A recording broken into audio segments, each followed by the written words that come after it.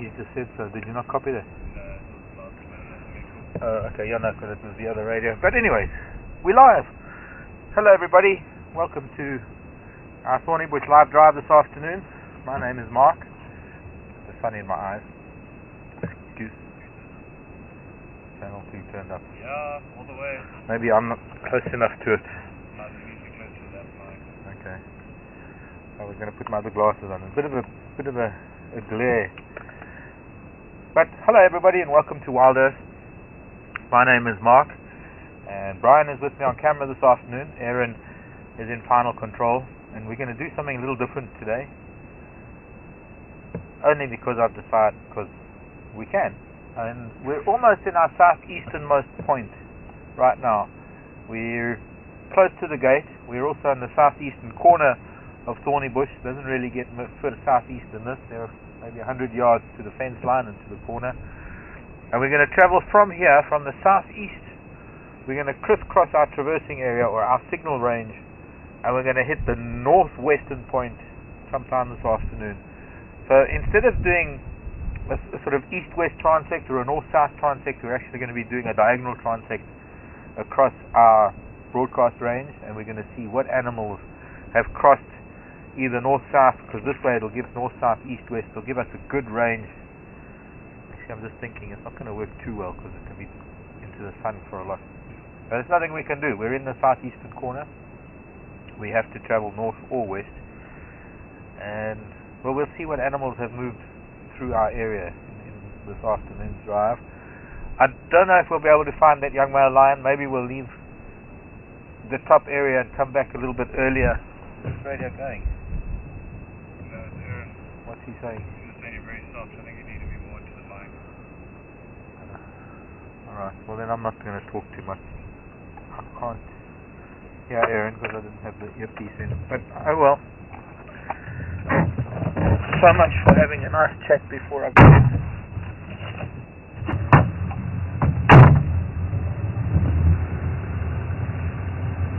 One thing I don't really understand is if the sound is low, why can't we put the sound up? I can't put it up there, but I think we can away from the mic. But we've got all these fancy microphones. I'll try to pick this up.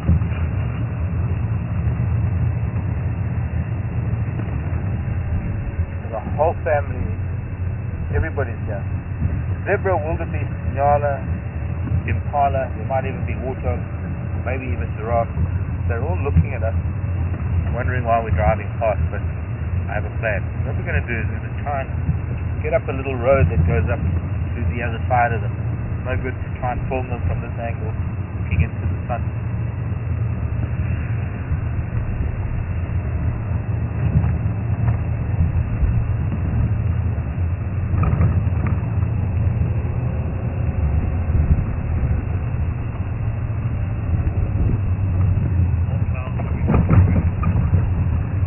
The sunlines say that when the wind comes from the north, it's going to fetch the weather.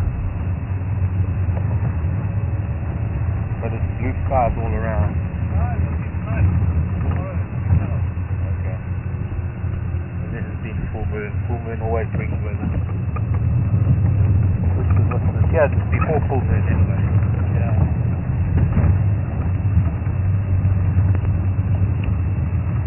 I originally wanted to find all these animals and actually open up with them, but driving around we ran out of time. And it's just part of the course that we found it just after we started to drive. But this is good. So now we can position ourselves better, and we're not too close that we're going to disturb them, I don't think. So starting with Nyala up there under the fig tree.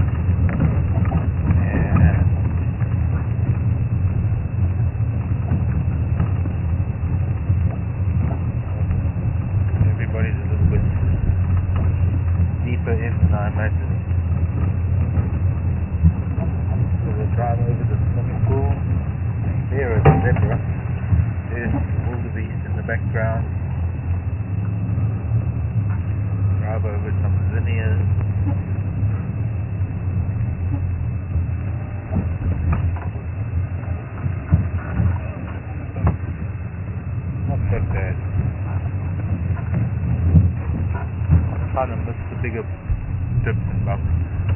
really want to get to see the wildebeest lying under the tree. The impala in the background. There's some young nyala bulls. I was going to try and turn it this way maybe. Might be better for you.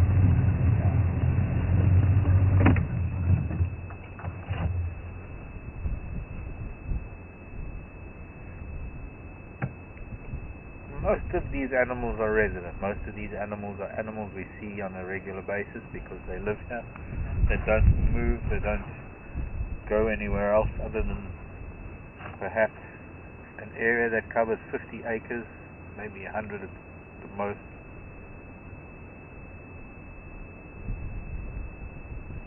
Family of zebra we know well by now, with the mare in the far left with the foal.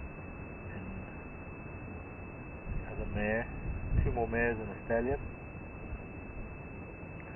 The wildebeest family all lying down. I don't know where little Billy is. And that herd of impala we know very well. Unfortunately, there's no individual impala that we could sort of say, well, there's something particular about that one. Very seldom that you get an impala that has some feature that you can remember that's different to all the others. I think you'd have to be an impala to see the individuality of other impalas. And then a bunch of young nyala bulls that are hanging about.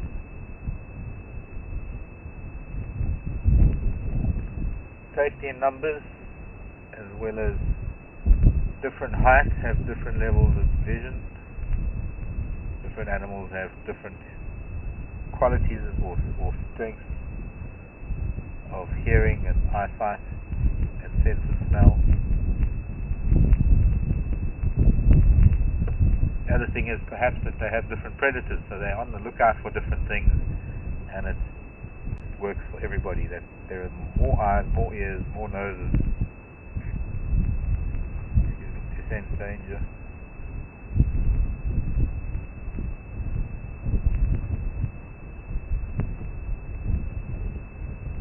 They're all waiting for something, would appear. I would imagine that they're waiting for the wind to drop.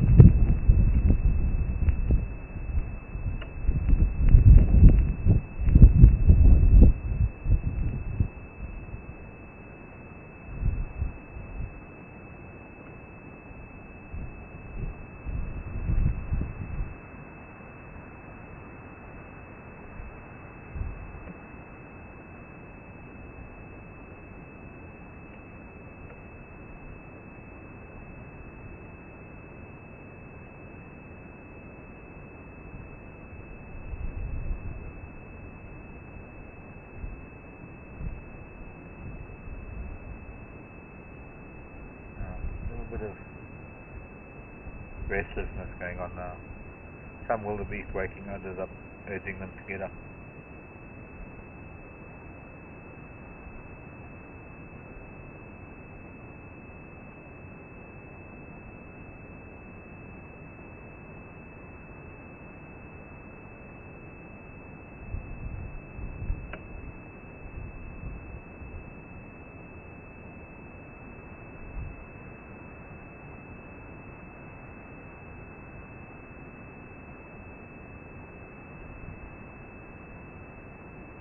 See how that nyala just carves a path right through the impala. There's little Billy, just woken up too, still doing fine.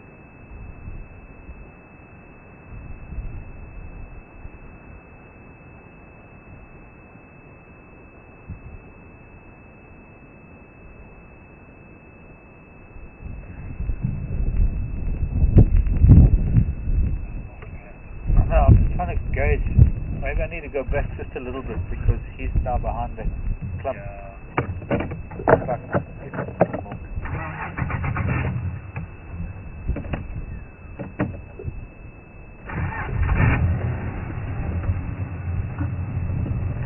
Yes, the hat.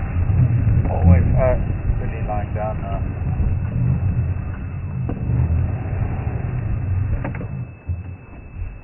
Is that better? But now he's lying down, you can't even see him. him or her. Still don't even know whether it's a him or her. An African monarch butterfly flying overhead, just out of frame. What a lovely, peaceful Monday afternoon scene here in Africa, with 4 different species of animals within, well, right next to each other, within meters of each other. Back to the herd of the nyala up ahead that seem to be all clustering. And there goes the stallion, nodding, pushing the mare. Alright, I'm going to stand there until she goes. He has to be at the back. It's a zebra boy thing, you know. He has to be at the back. Yes, stamp your foot. Get adamant. Move, woman.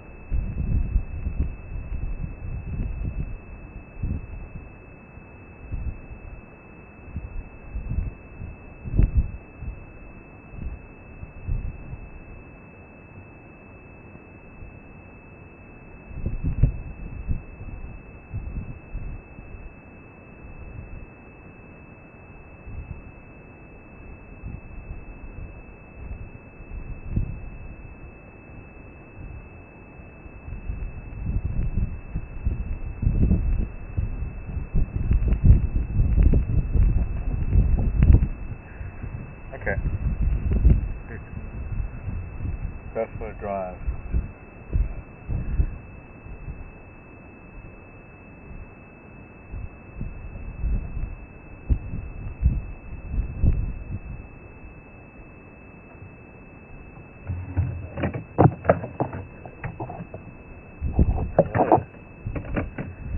There's some young Nyala bulls coming out just ahead of us.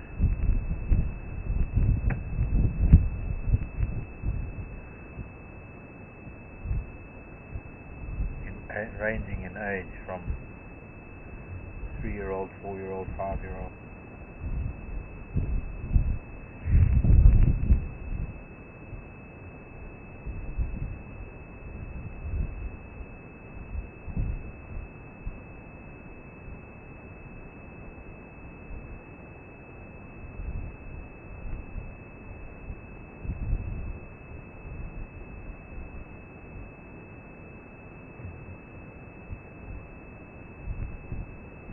Look at this. 3 Nyala bulls, each one bigger than the next. And then, okay, zebra, cue zebra. Come on, zebra, you were walking that way. Carry on. And then all the wildebeest and all the impala. Whenever you talk to these animals low, they put their foot down, they don't do it. What about live? What about him? You say, okay, give us another yawn, and then he stops with yawn. Yeah, because I think I was getting too cheeky.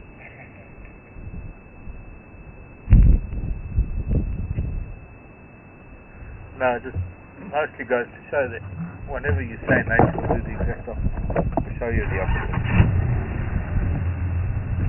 Everybody, mind the lion. We're going to find him. We're going to go that way, and I don't know if we'll find him. Maybe he's moved on. Maybe there's some tracks.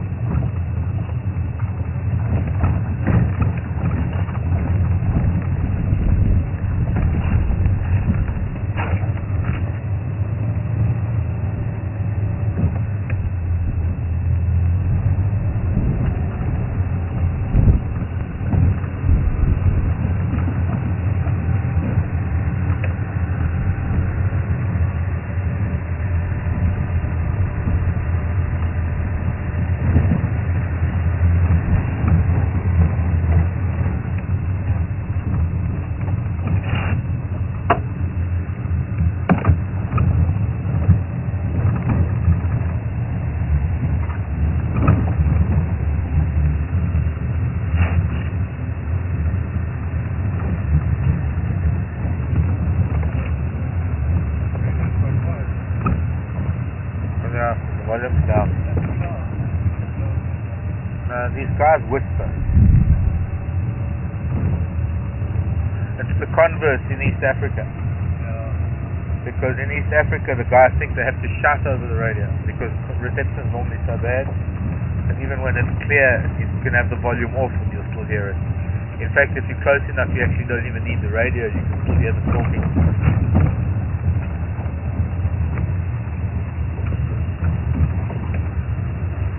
What it is that we just heard there's some interference on the thing, and sometimes it gets worse. I don't know what to do about it. Oh.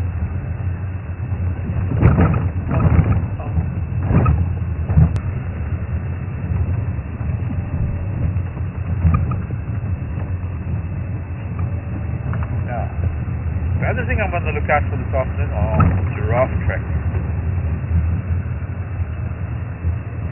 And up until now, we've had an abundance of giraffe tracks. I'd like to see if I can find some fresh ones.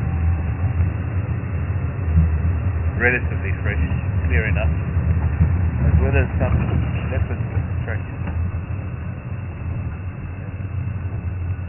And there's a Nyala standing in a bush and is looking away from you. Hello, little one. Here's baby. This is the family that comes into camp. There's Mama, this is baby. Mama is looking that way at something. Then there's that little boy and then two other little boys. And this little one's only about 5 months old maybe. Walked right past it the other day in camp. Dainty little thing.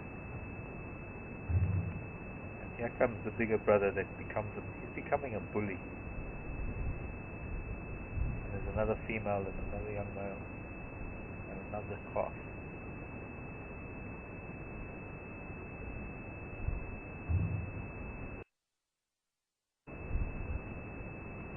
You see, he's just getting his horns and he's just getting his dorsal crest, and he knows that he can use them to intimidate, particularly younger sisters. This way.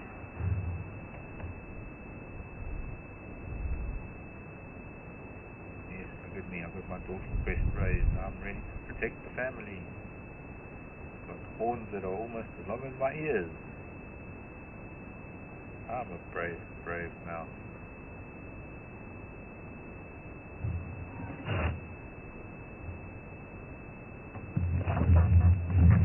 Oh, the electric's not working. Gravity needs.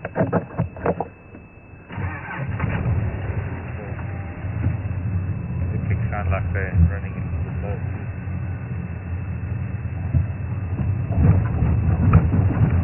Nyala. Family of the Kulu.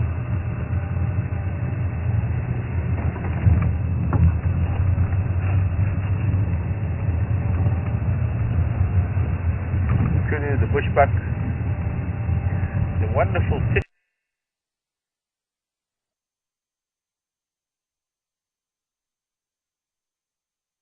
as well as in the bays of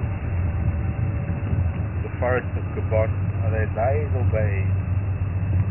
Forget, forest openings. In the forest of Central Africa, Gabon, Congo. Same place you might find the bongo. Bongo from the Congo. So you could make a song.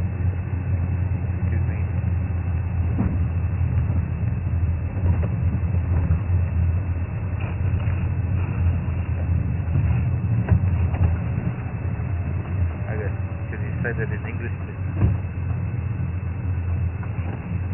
There's a bird here, I don't know if you can get it. Oh, gone. Sleeping flat, so I'm assuming he's talking about black damn fry. Kind of omitted to say what it was that he found.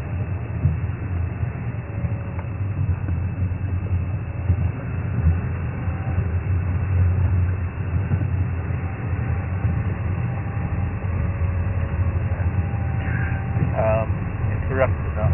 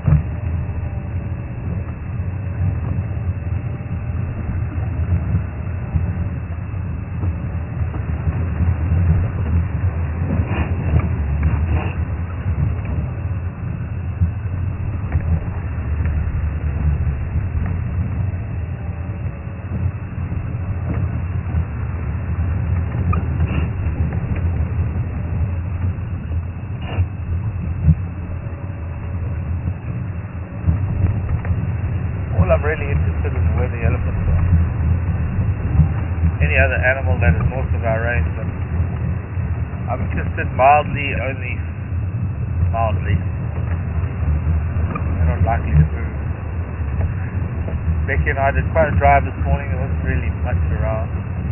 We couldn't find the young whale, even though he'd been calling 20 minutes prior to our leaving, and it sounded like he came from the riverbed. We did considerable loops this side and the other side of the river. We didn't find any sign of him emerging from the riverbed. So my conclusion is that he's still down there, undoubtedly, indubitably, and he's not moving until sunset tonight. Maybe when we come back we'll hear him calling. So we'll try and get back here around the end of drive time. So let's not dilly-dally too much on this side of the river. Let's go straight across the river, straight up to, I don't know, go up that way. That way. The way into the sun. If we go west, we're looking into the sun. If we go north, we're mostly looking into the sun.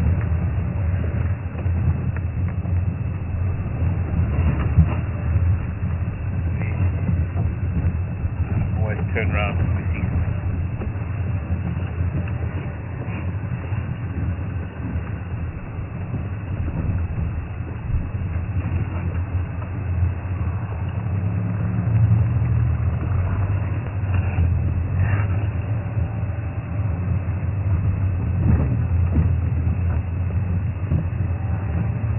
I laid my tracks on some major roads this morning, and if that lion moves anywhere, his tracks will be on top of my tracks.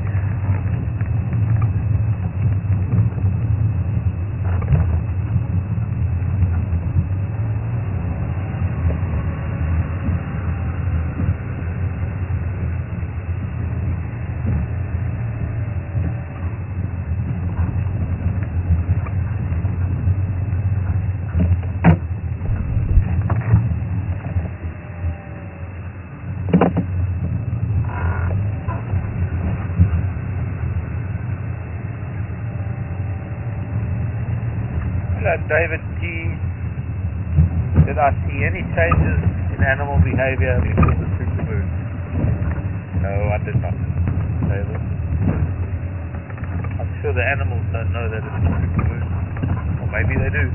Maybe there's an inner built-in lunar clock in every living thing, since we are governed by mostly water, that tiny little bit, if the moon was bigger or closer, might have made a difference. But I have to tell you something, that if the internet didn't exist and people weren't told about this supermoon, nobody would have known. Excuse me. Not Steenbok. And there's one more twist, the elephant. Going up to Debs. Way too much. It's a bigger herd of another herd of elephants with the very young, tiny little ones that we haven't seen yet. We still don't know where our herd of elephants are. So as I was saying, it's been my opinion, but it's been evident to me that actually people don't really even know anything about most I don't mean this in any derogatory manner, just that with artificial light and city living, people don't even really notice the moon. And I have to be honest, most people don't know how often a full moon happens. They don't know that the full moon happens only at one time, at one moment, and that what I'm saying is that a lot of people are oblivious to the moon, and then all of a sudden with social networking, this thing went out about a super moon, and it's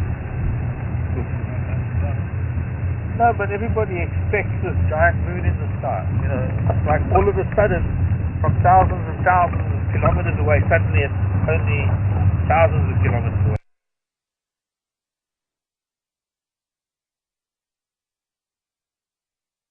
Moon with you all yesterday, and who has preceded that with, in fact, was right here, sitting down here with his line, listening to him roar, and then going up finding the full moon rising. waking up and seeing it set. Something that I do every single month when it's full moon. Maybe not always with lion, but as often as I can, it's with lion. A lot of times it's with elephant. In fact, more often with elephant, I'd say.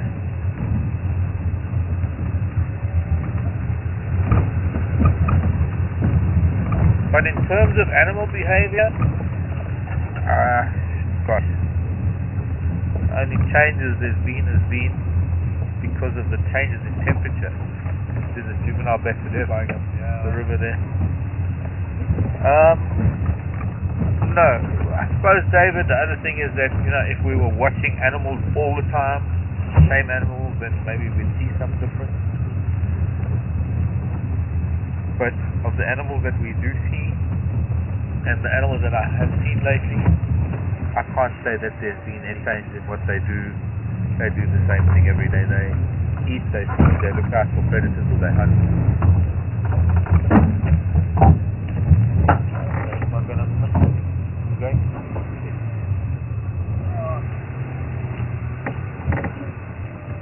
If I had that antenna just maybe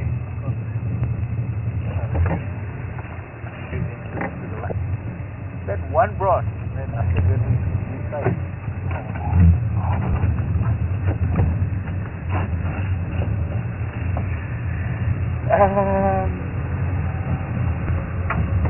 I know it's been a long way of answering your question, but I think that the media has built up far too many expectations in terms of what this film really was. Sure, it changed the times. I'm sure, most certainly sure, that there's been changes in behavior. I think if you spoke to any person in any of the emergency services over the last 24 to 48 hours, you find out from fire brigade, ambulance personnel,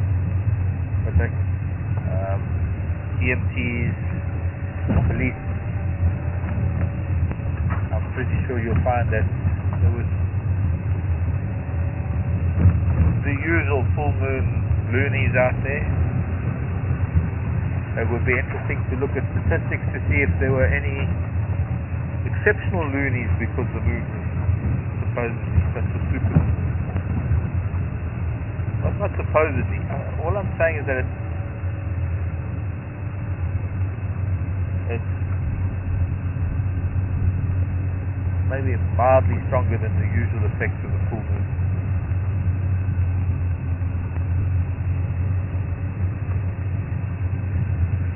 We might.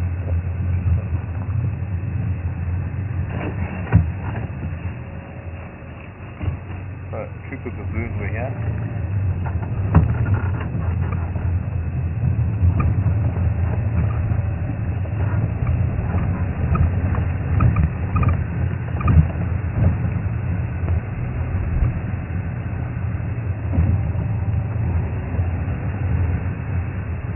Lions down there somewhere. Yeah. That's where it was calling from last. Somewhere down there. In front of River Lodge. Unless I find some tracks. But I drove here today, so any tracks that I see on the road now are between this morning and now. And well, they certainly are. I mean, the trooper baboons were here. They've almost obliterated my tracks in places.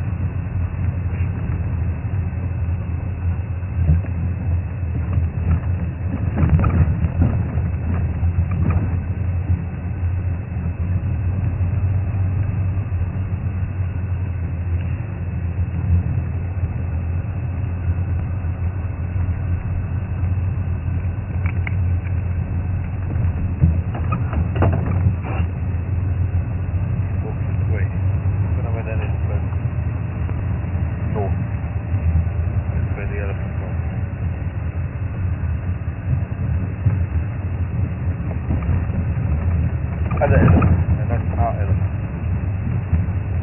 Our elephants seem to have flown. Brian is convinced we're going to see them. So should we go up here then? Yeah.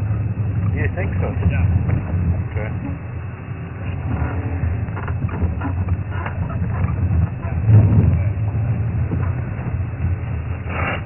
Okay, you tell me when to go to get to the elephant. Only when the time is right. Okay, you just tell me when the time is right.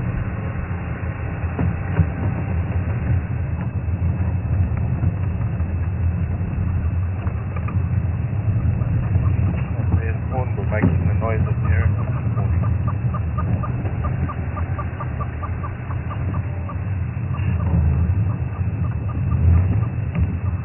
I now could turn around and film it. So it's in the sun doing. Let's see what view I can get. I can put the camera.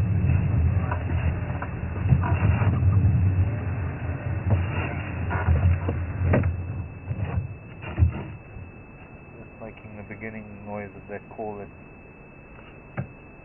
Aaron recorded. Hello, Hannes.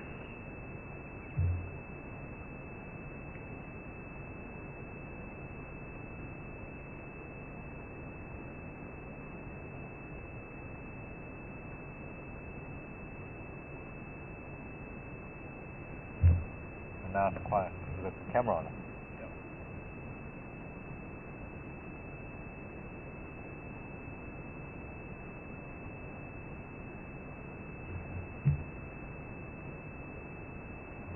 Okay, carry on, Thornybush. Your cue now. I didn't mean fly away. I mean call. I was going to try track him, but he went in a silly direction. Yes. Okay.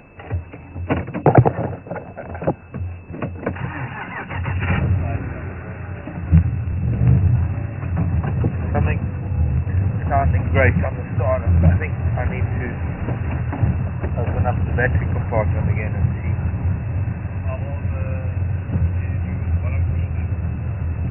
The fuses, yeah, it's not a fuse. I don't know, that's big. No, that's I don't know, that's somebody's imagination. Yes. Don't know how tight those fuses are. No, there's something loose on the battery terminal. When I was sitting with Lion, I lost all power completely, and I just fiddled with terminals. But I obviously need to tighten something up. You notice that I managed to pull that squeak. Yeah. I still don't know. I just took a hammer I just beat everything with a hammer and it stopped squeaking. Actually, no, it wasn't a hammer. I really should have done that properly. I should have said I took a stiletto and I knocked everything with a stiletto and hit from a shoe, a lady's shoe. Because that's normal. No, very chauvinistic. Okay, now the real story is that I climbed under the vehicle and I found a couple of places where that metal on metal could have been rubbing, and I found a couple of places where rubber could have been squeaking. Oh yeah, I can hear that, but that's different. That's brake system now. You stop one squeak and you get another. And don't anybody ever tell me that's because it's a Land Rover. And then I took the Q20 and I sprayed both universals. I sprayed prop shaft flanges going into one going into the diff, one going into the transfer box. I just let it rip with Q20. For those of you who don't know what Q20 is, the equivalent of WD-40. I know a couple of people did mention want some WD-40. But instead of isolating the problem, I just covered all my bases and lubricated everything. Seems I need to lubricate one or two more things, but if that's a brake disc, and as we get into the dry season, it's a Land Rover, it's going to do that. Dust will collect on the brakes. Okay, that's going to be the umpteenth uptake now. And he's the head ranger, no problem. I think you know better.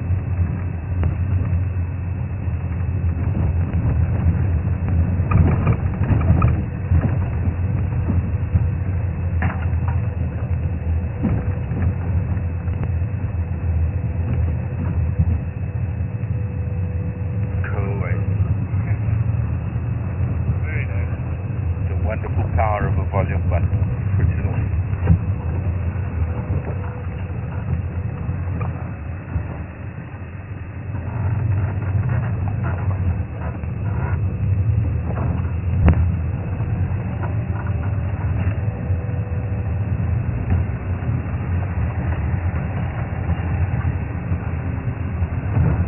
I think we're going to visit Mildred. She's the crocodile at Longwan Dam. I've decided her name's Mildred.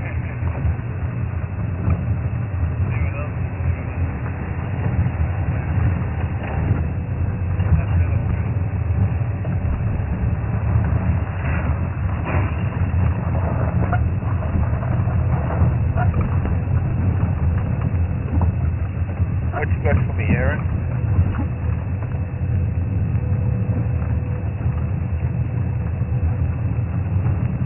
Nothing. Seen that duck? My favorite monkey. No, okay, but and nothing. Bluetooth.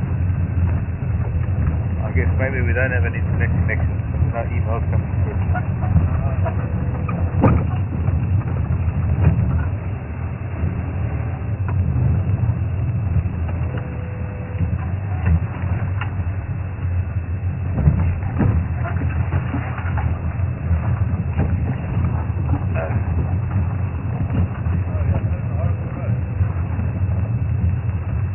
It's actually one of the better roads, dude. I mean, if you'd chosen that Matlila Herd Road or that other one, this is going to get a bit ugly a little bit further on, where the elephant made a mess when it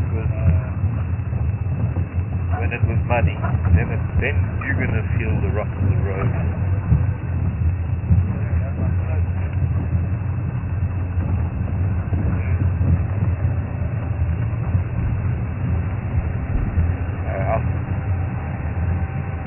I'll try and do it gently.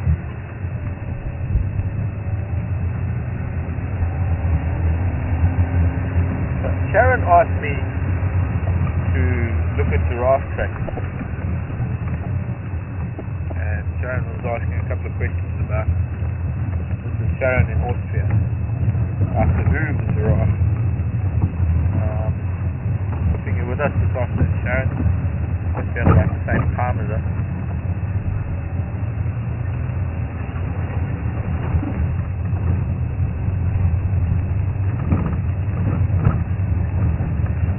I would like to find some giraffe. I know Sharon joins us for a number of drives. Made a good point. We're always looking up at giraffe. Maybe it's time we had to look down and look at their feet and what it is that supports that huge frame.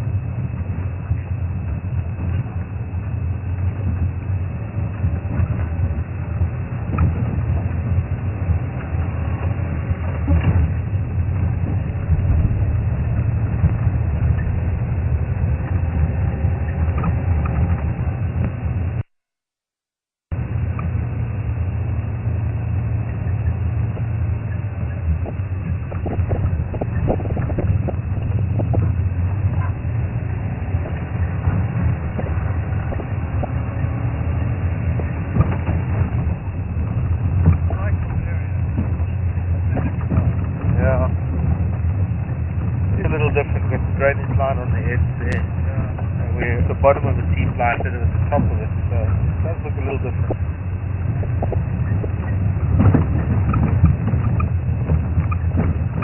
Road couldn't have been in a worse spot in terms of water movement.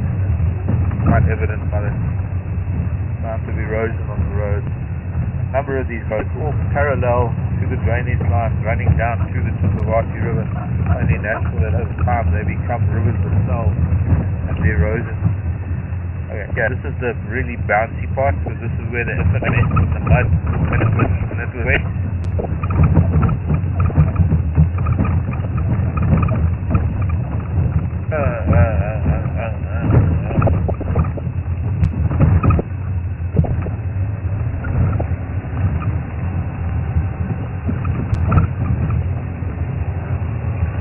But you know, 40, maybe even 60 years ago, however long it was that these roads were put in, nobody really knew about erosion and nobody really understood the whole thing. In fact, even up until even a decade ago, people were taking rubble, brick and mortar and all sorts of rubble to fill up the eroded areas, and little did they know that, well, that's like,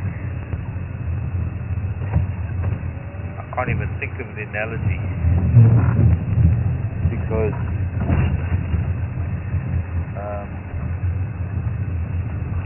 say rubbing salt into a wound doesn't even quite match it.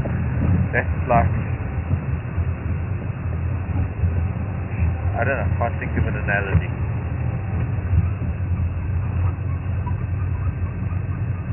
See this Land Rover, as soon as I talk about it, squeak, nah, starting its nonsense again.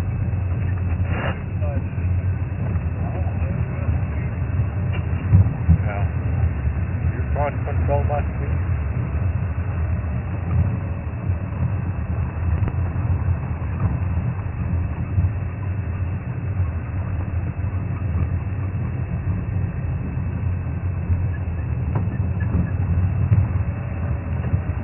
Theoretically, all these roads should be closed, and they should make contour roads around the contours, and then you see a lot more game, and it has a lot less impact.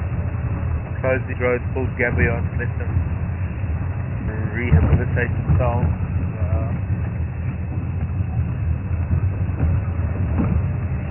Whatever you do when you're making a road, you don't make it straight down a hill towards the dip. That is what most of these roads are. But as I say, it's not current management or current, just what was done in the past being lived with until now.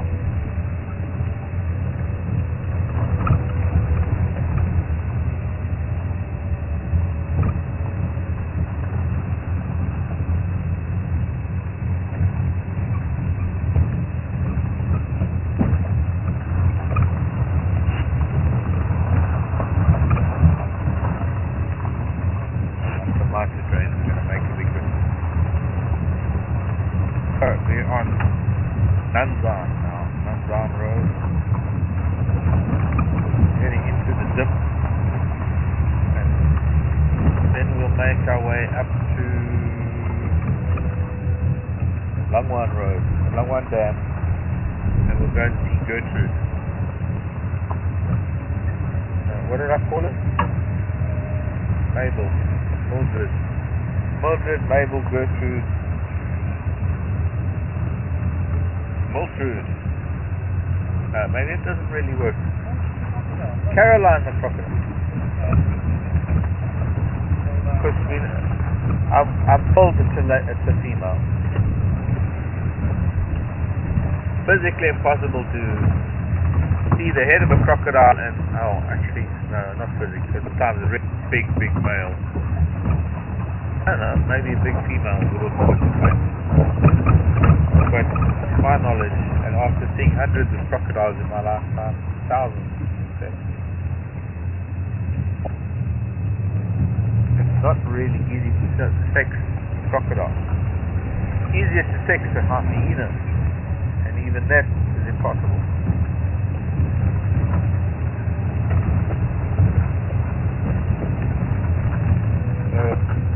I was told she's a lady with crocodile, female.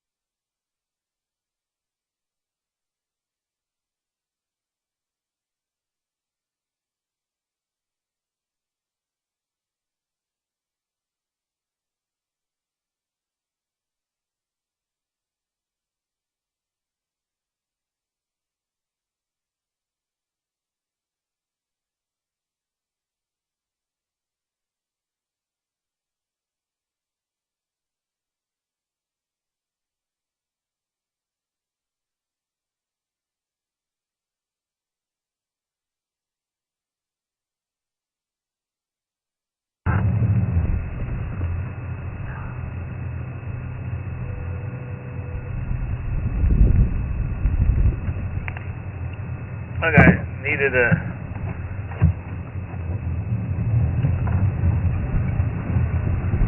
little bit of coaxing on our equipment back in FT.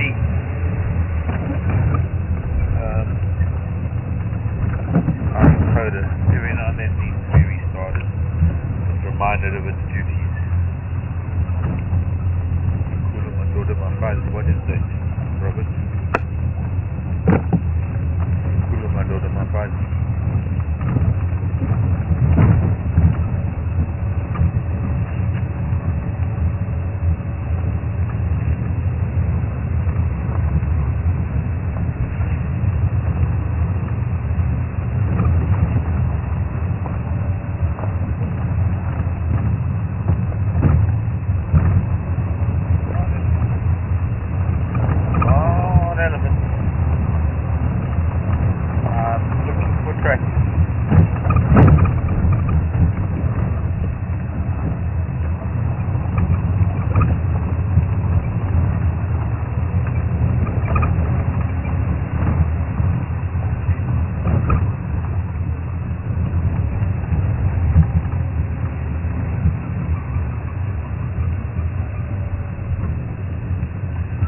Goody.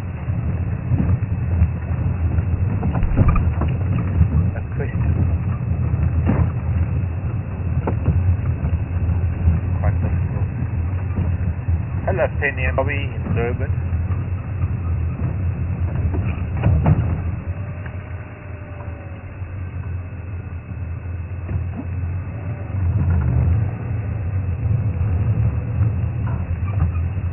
Oh, okay. Hello, Penny. Penny and Bobby in Durban. Good friends who spend a lot of time down here in Kruger. Penny knows Thornybush very well. Penny's just saying that the tree orchids have been blooming, or the one subspecies has been blooming, the other one is coming into bloom. Wanting to know if they are here at Thornybush. Penny, I haven't found one. Not one tree orchid, Sabine.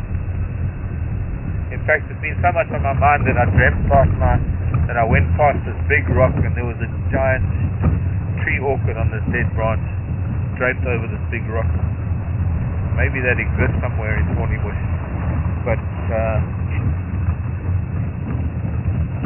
I think you know that if there was a tree orchid I would find it. I mean, if it was within sight of the road that I drive, but I'm living in quite a dense quarry and Terminalia serifia woodland, and even in some of these drainage lines, haven't found a tree orchid yet. Not even in camp.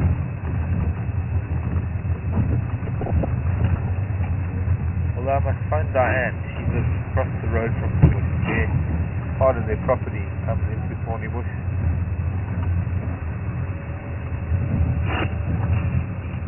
She's got a lot of tree orchid in her garden. Plus there's a beautiful tree orchid down there, there's Pampa, that must be hundreds of years old. Let's take it away for a bit.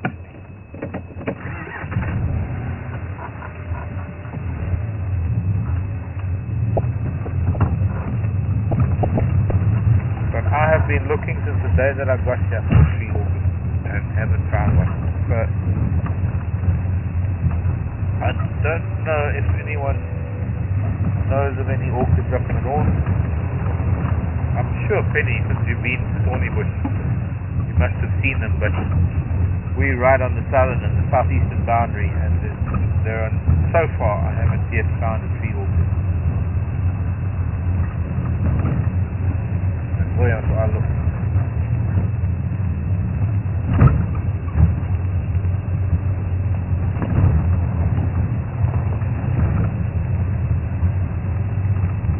Well, it would be a bit early, I think.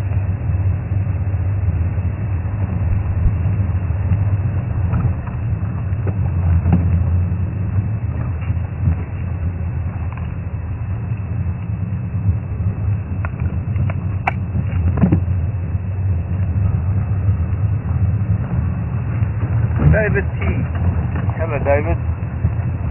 large bumps in the road for erosion control? Yes, there are, David. Good that you recognize that. Some people think that they're speed bumps, but we don't drive fast anyway. But yes, they connected to what we call a mitre drain. At each bump there's a graded area that goes off in a mitre, like in a mitre cut in wood.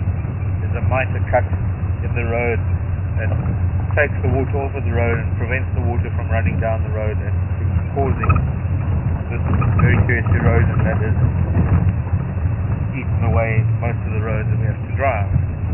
Because there weren't any mitre drains. Well, now so much of the road is eroded away that you couldn't even put a mitre drain or a boulder in there to begin with. But ultimately, yes, they are meant to funnel water off of the road.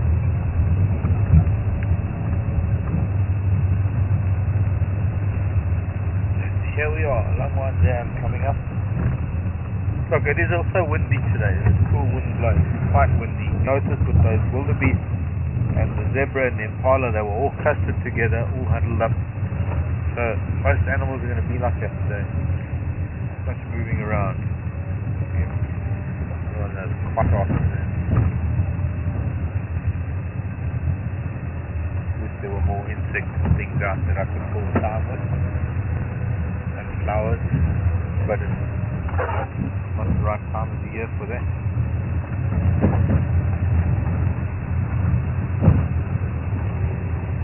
That's probably good, because if it was summer and there were insects everywhere, I'd bore you to tears with insects.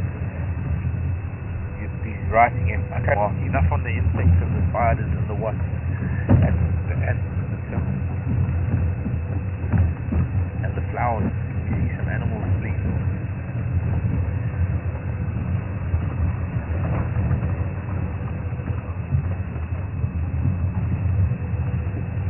Not even a buffalo. There's a water duck sitting under the tree there.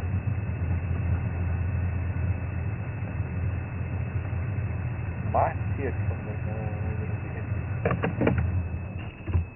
you see it? Probably too far for the camera. Also known as a water thickening.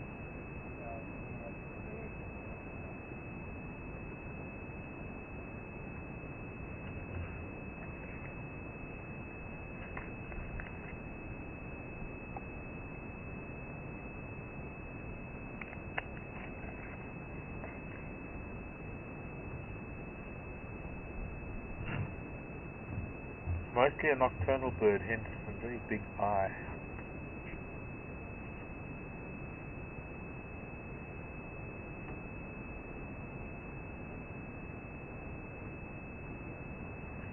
And its best defense is just standing stock still.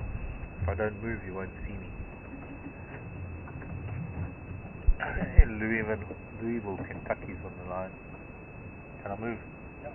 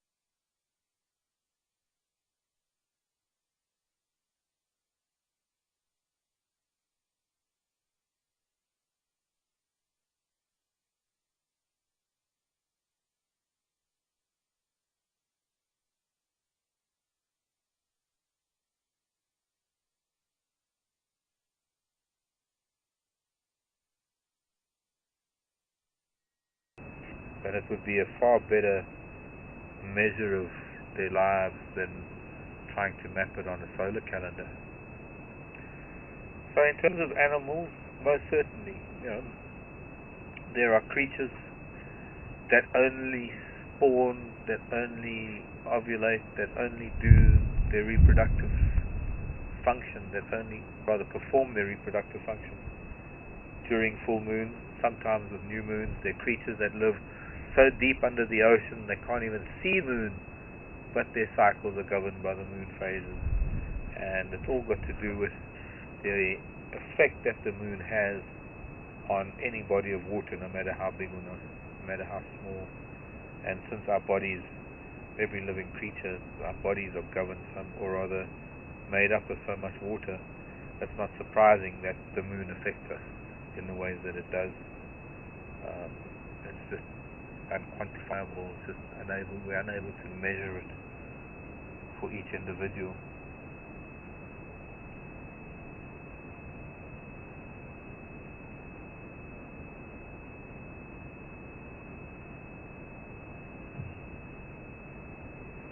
Four very active buffalo bulls.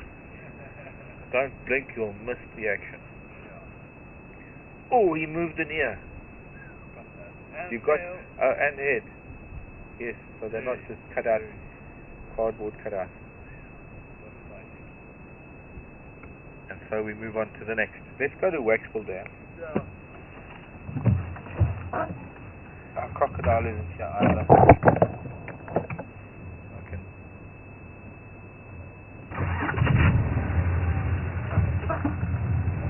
Hidden Dam, Skinbuck Dam, Elephant. Where I can't go. Actually, it's almost as frustrating as it is when I'm at home and I'm with a family of elephants, or I'm with a big bull, or sitting on my boundary and it crosses my boundary and I can't follow it. Humans there.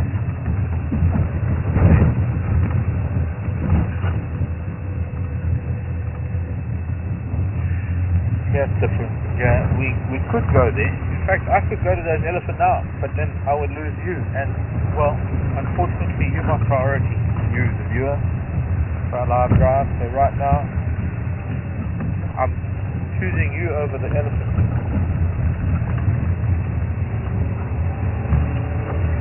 And trust me, there's a huge struggle internally because I haven't seen elephants for a while, and there's a baby amongst that crowd that they're viewing, and I'm so tempted to just go north out of signal range. But you're my first love, the audience. Which way should we go? Let's go that way around. No more visual of some of them now.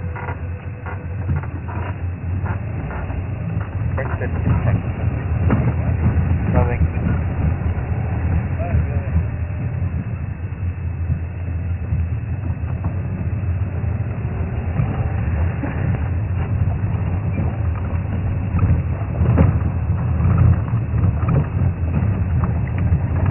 Now you're supposed to tell me when you get a feeling for a left or right, eh? Okay.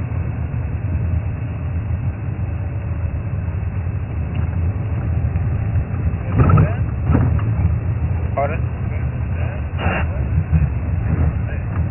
Okay. Maybe they're on water buckets.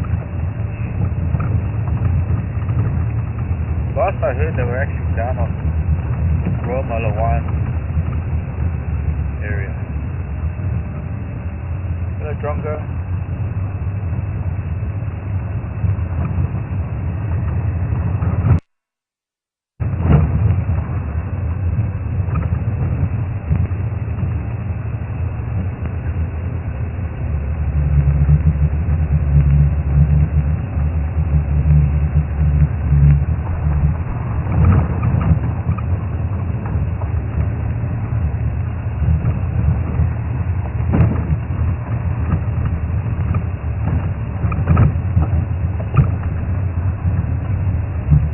Okay, thanks, Aaron.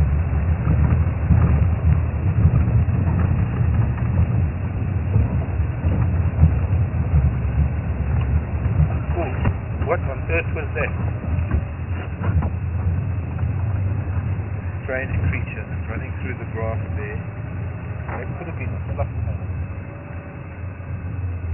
Oh my word, it is. It was a... Right now, you're not going to get it on camera. I'm not going to see it again. I'm positive that's the fluff tail. What is the fluff tail? I suppose because we've got two dams here.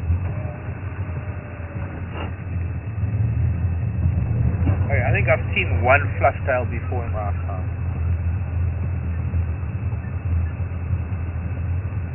There's no other little brown thing that's that compact that runs like that. Fluff tail is a bird, by the way. Could be the buff-spotted fluff tail. Let's see if I can find you a picture of it. Let me switch off because you know, I've seen more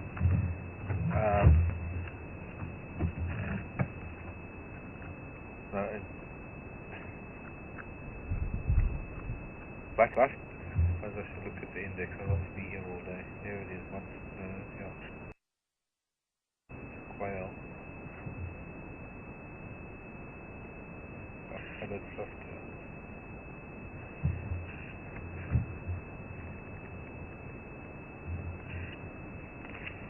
Those are the buck quails.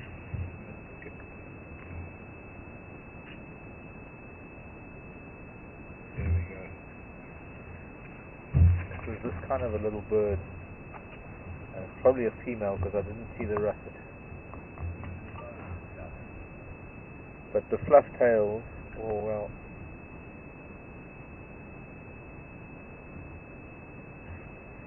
Mostly associated with grassland or especially reeds and around water. None of those. The buff-spotted evergreen forest, coastal scrub, well-wooded garden, earth brown, well-wooded garden. I thought maybe the buff-spotted, this one at the bottom here. I also thought there might have been the red-chested, female red-chested. And since we do have two dams here, I'd have to listen out for the sound.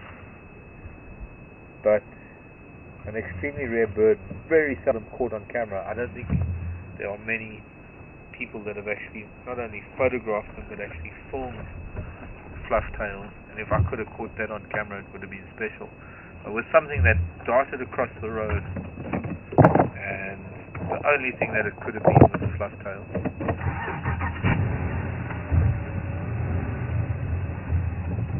I'm going back and hiding now. It's a very strange sound at night sometimes. Sure. Every now and then something crosses your path here in the bush, and you can only guess what it might have been, but it becomes such a fleeting glimpse that you'll spend the rest of your life just wondering what it could have been.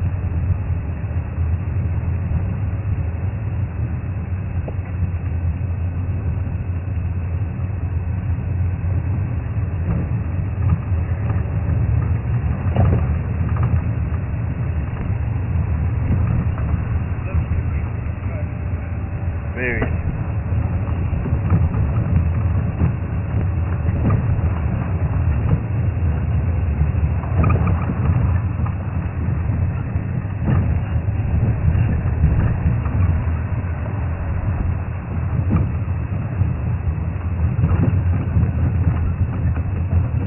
There's been almost nothing moving around. This wind and the temperature changes.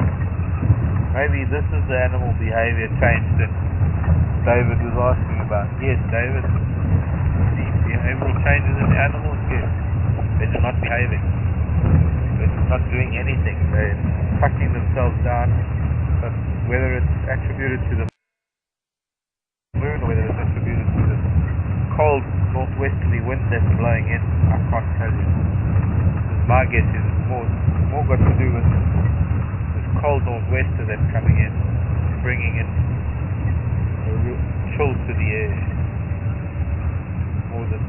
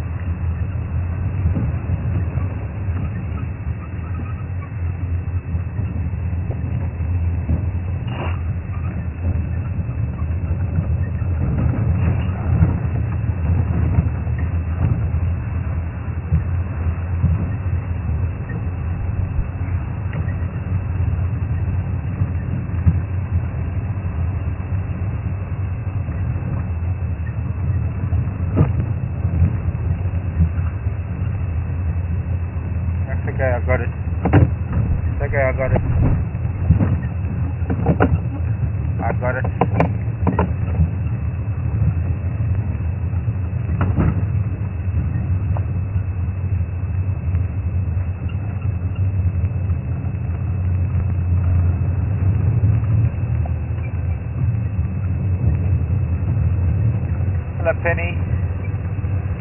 Hope your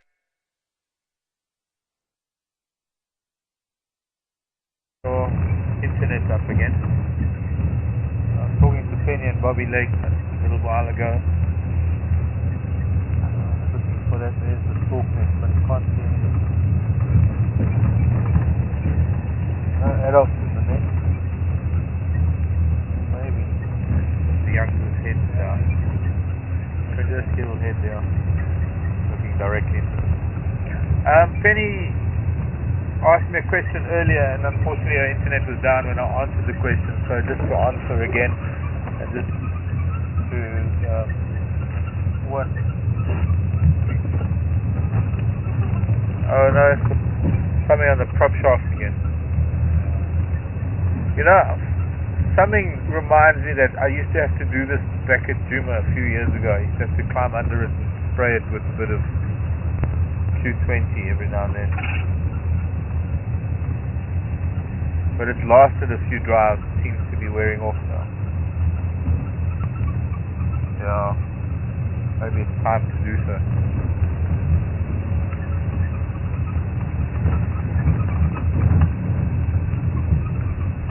This is sounding good for the last couple of drives.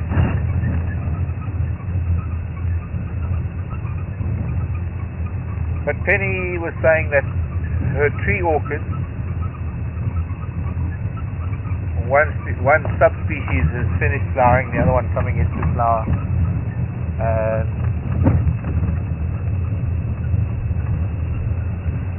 wanting to know what the status is of the tree orchids here at Thornybush. Penny, I haven't seen a single one.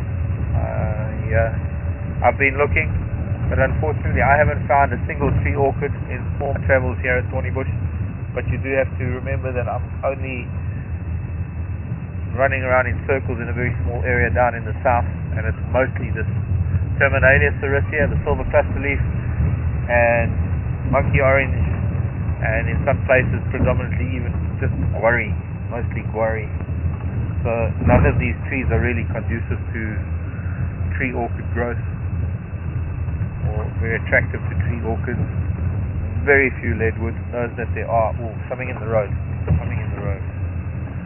Maybe I will. Maybe it's just a shadow. The shadow.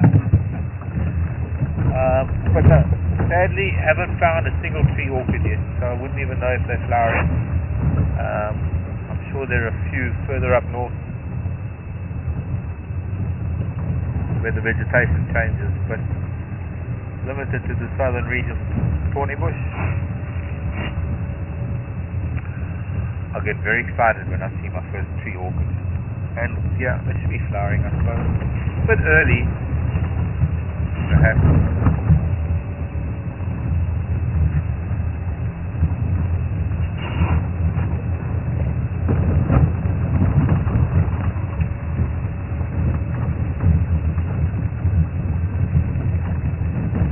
There's one tree just outside the camp that has a root ball from a tree orchid from many moons ago.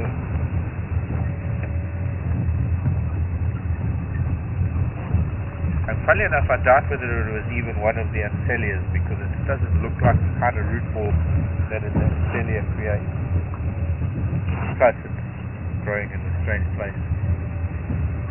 I'm not sure what orchid it was, but all it is a dead root ball around a branch.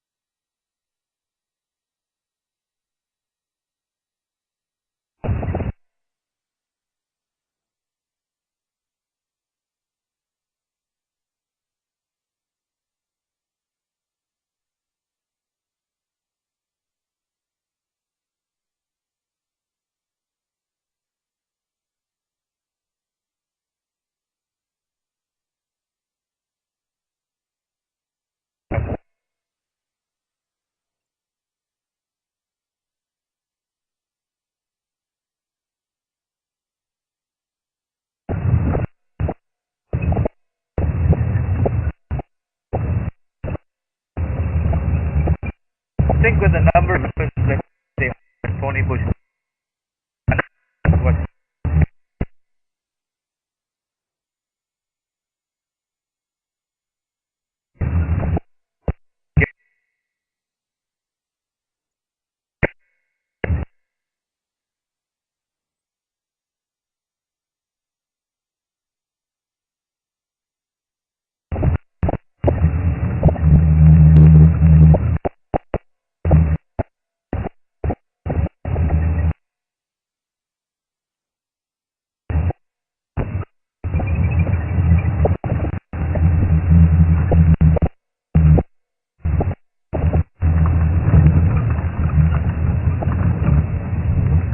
this might bring up on this road, but they've probably left the road by now.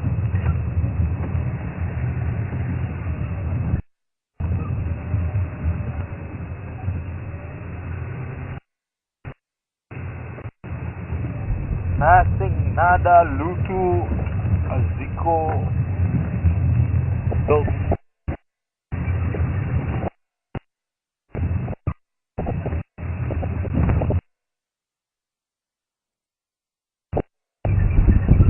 Okay, he's squeaking again. Driving crazy.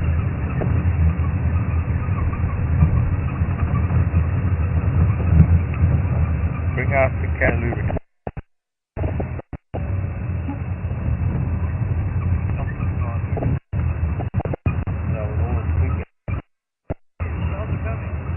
Pardon?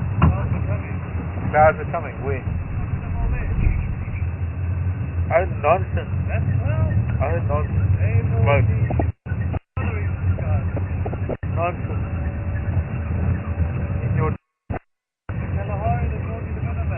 In your dreams. Okay. One of you.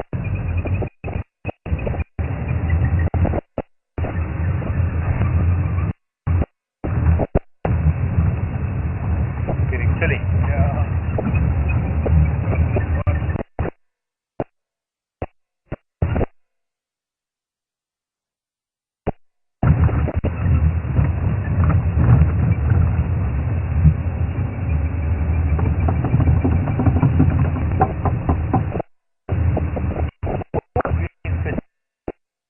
How you can fly so fast through the trees like that, I don't know.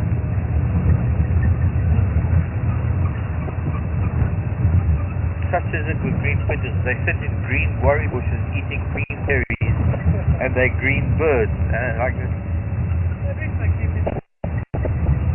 Keeping it green. Yeah, but just catch one that's close before it flies.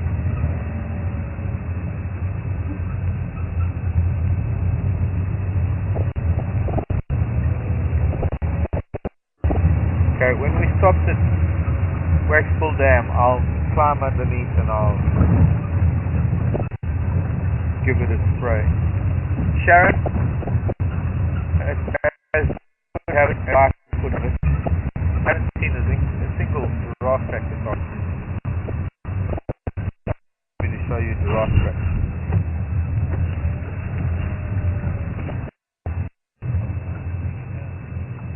Somebody's been dragging the road, that's nice.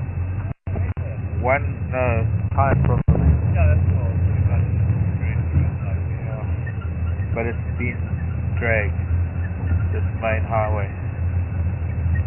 So it's very, very smooth. There's only one set of car tracks on it. So if we follow this all the way down to the south again, because we pretty much hit our northwestern limit. We're just short of it. But we've just about crossed our entire traversing area this afternoon. And to be honest with you, there's not a single fresh track that has crossed this road, or the road, crossed our paths. It could be, we're going to follow this road a little bit because it's freshly dragged. Anything fresh will be on it. But first we'll stop at the dam. Might give us a few squirts of Q20 to the prop shaft.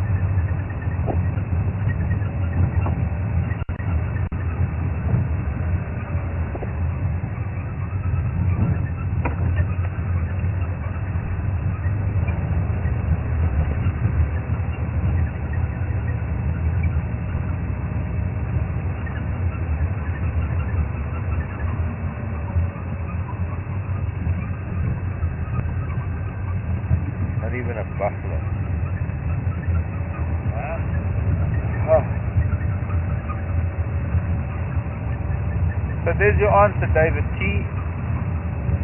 Has the supermoon affected animal behavior? Yes, it has. It's got everything in hiding. Nothing being seen, nothing out, nothing driving around all day. We haven't found anything.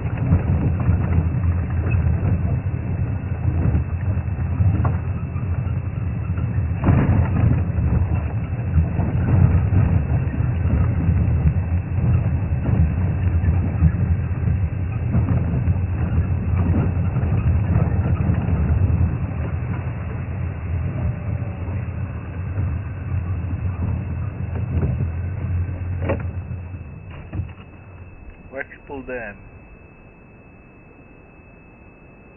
A couple of terrapins sticking their heads out. There's a terrapin on the bank next to a raft up ahead, but it might be a bit far to see.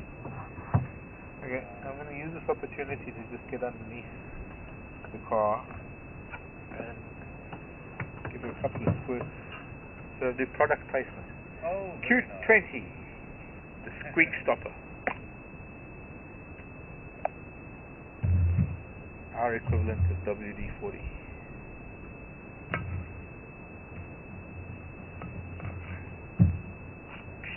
Very nice.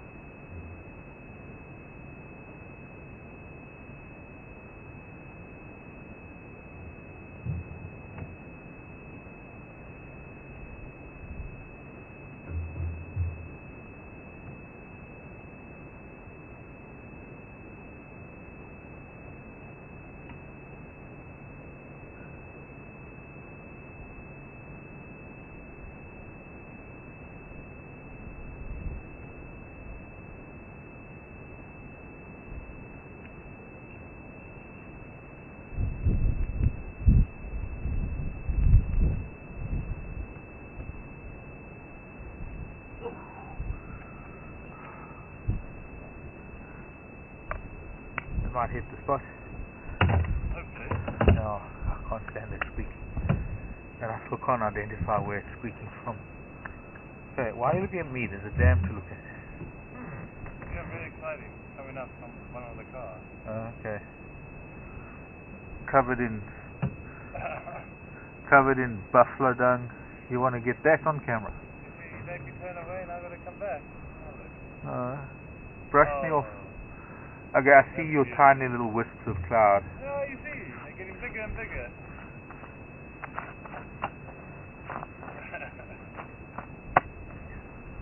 No, that's actually going to make a really pretty sunset. Yeah. And that's showing some very, very high ice crystals in the sky. But they're still not where cloud formations come from.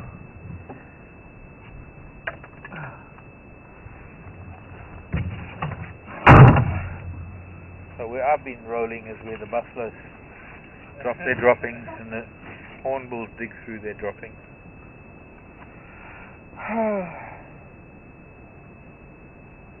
Is there anybody out there, human-wise? Where on the planet are you? Are you with us this afternoon? Oh, I've even got stuff in my hair. Look, Give it a bit of a... elephant dung in my hair, buffalo dung. My hat, I try to keep my hat on because I parked in such a way that I could get quite far underneath the car. In your hair.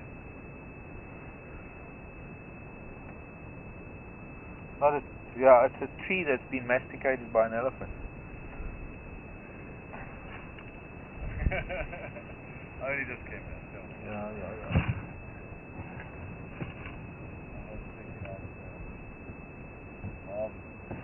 Okay, so nothing happening. Move on. Get to a nice place. I wish we could. I wish there were. But it's everywhere we go where there's a west facing slope we don't have signal. So the only places we have are where we're going to have a ridge in the way of the sunset spot. Unless we can find a spot on a ridge. And there aren't many of those. So follow this road. This is Spene Road. We're going to follow Spene Road to the southeast. Well, from here further south. Then go east.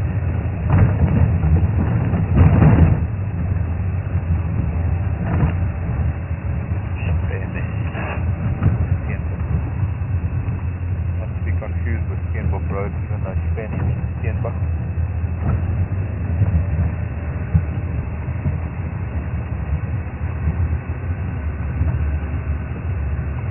Oh, sorry.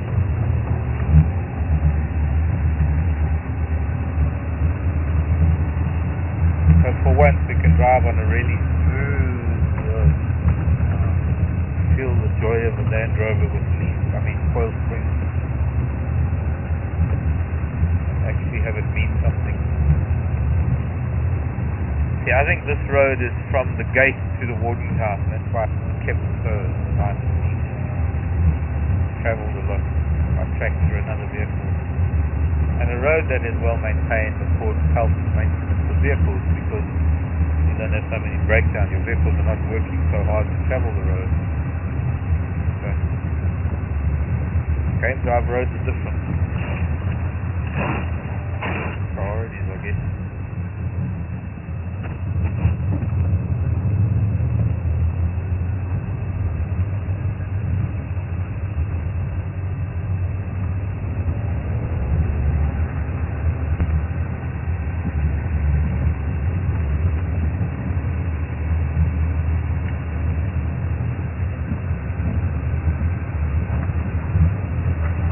What I'm so surprised about is our lack of raptors.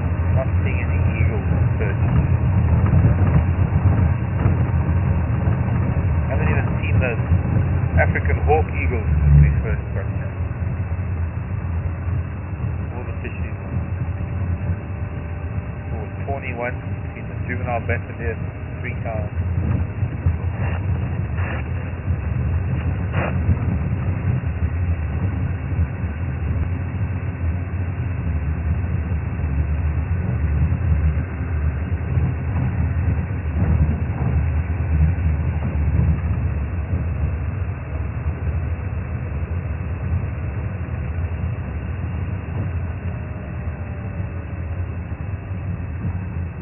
Dove. No, that's not going to do. No, it's not going to do. You need to find a tree. Yeah, stand in the road. There you go. Go find a tree.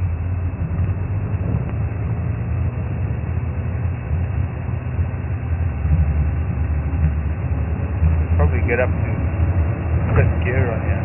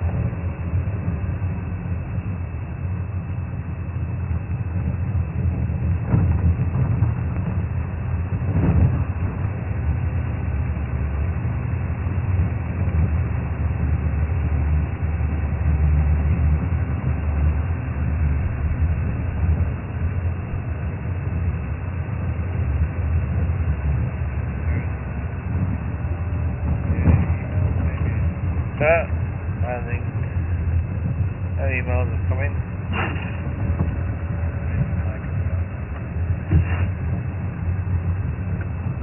No, all good. Have a quick look at this little dried up mud pan.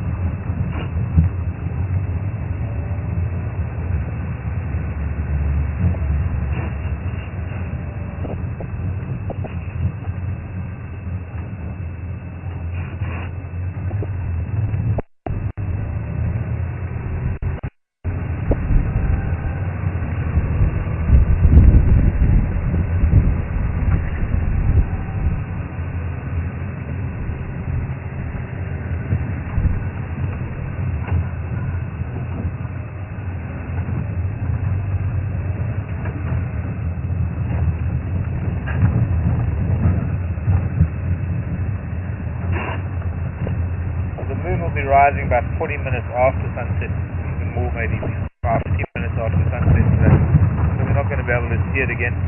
And well, we will see one more full moon next month. Probably around what would it be? About the 20th or 22nd or so of July.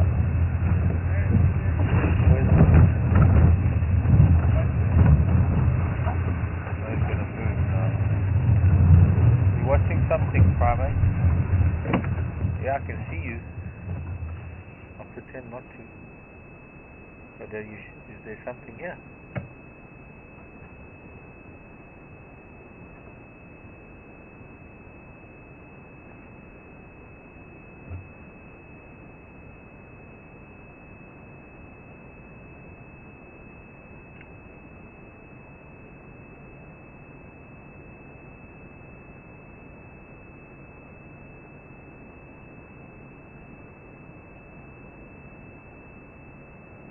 I think there's something here.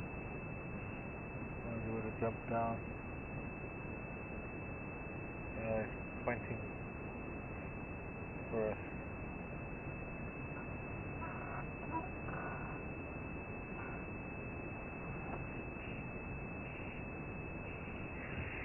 Oh gosh.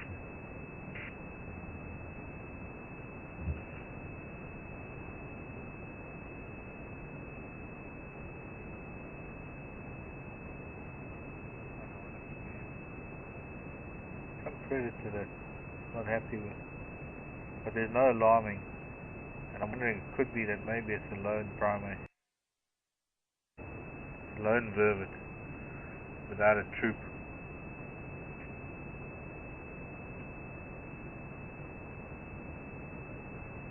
Can you see primate?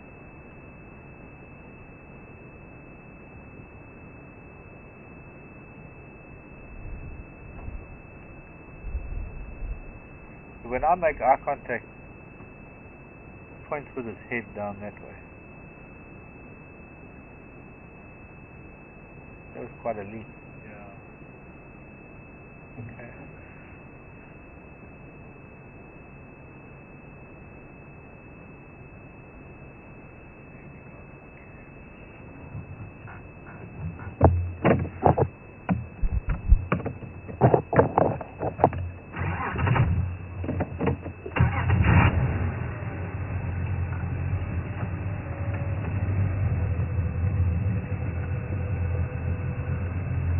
Hello, Savannah. Savannah from Savannah. Where? Savannah's with a bunch of doctors. Is Savannah, maybe Savannah's also a doctor. Savannah wants to know if I've ever come across an aardvark. Yes, I have. Savannah. Once nearly on camera, we were with, I think it was a herd of elephants. I was with Herman on camera, and we had an aardvark come out of a burrow and dive into another burrow. It was so quick he couldn't quite get there. That monkey was concerned about something, by the way. It wasn't alarming, probably because it doesn't want to draw attention to itself, because it might be alone. At home, Savannah, at home, there was many years ago, probably about 25 years ago, there was an aardvark I used to see a few times. I even named one of my roads at home after it. The song I named for aardvark is Sambani, and I've made that road now Sambani Road. And actually that road doesn't exist anymore. But I have been very lucky to see aardvarks on very few occasions.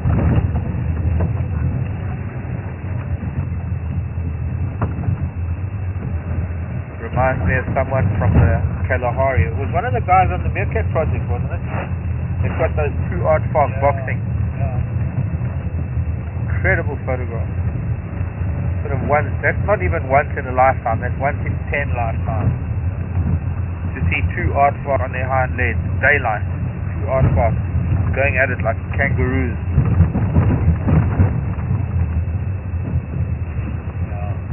But hello to Savannah and your doctor friend. Where are you? You're in a hospital? How does that work? Bunch of doctor friends. And what doctors? Any of you specialists? Surgeons? Animal doctors? Certainly had my share of doctors in my lifetime. No doubt. Not finished with you yet. Or you not finished with me. Wouldn't be here if it wasn't for doctors.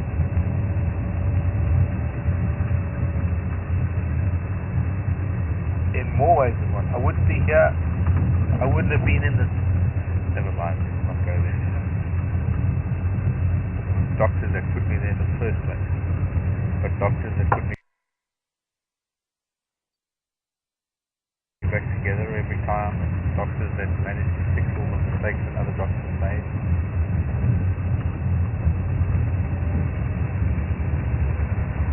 But yes, I would not be here if it was not for modern medicine. I would have shuffled off of this mortal coil, and I would have been with the elephant till eternity. I would have become an elephant, perhaps. Or maybe I was an elephant, and it was my turn to be a human.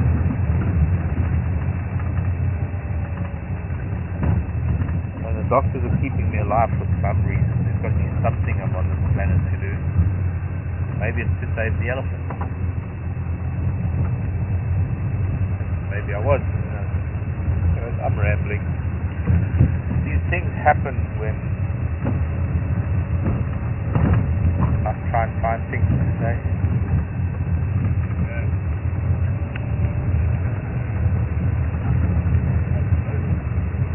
Thanks. Jenny! This must be Jenny in Virginia.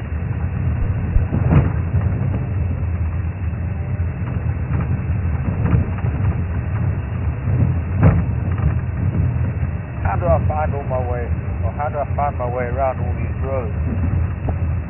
Does a GPS work here? I think, Jenny, if I had a GPS, it might work. How do I find my way? I recognize things like that tree stump over there. I know this junction and this road. I've been driving around now for 6-7 weeks, and I'm quite familiar with the topography. I'm quite familiar with the lay of the land, and it's a relatively small area that I'm driving around, so I've gotten to know the roads that I can drive on pretty well. If I had to go anywhere north of here, out of our signal range, I would need to consult my map, and that's how I basically learn. I have, of course it's on the floor, I don't know if I can reach it, I can try. Well, do you see something at the back there? Okay, would you steer while I lean down here?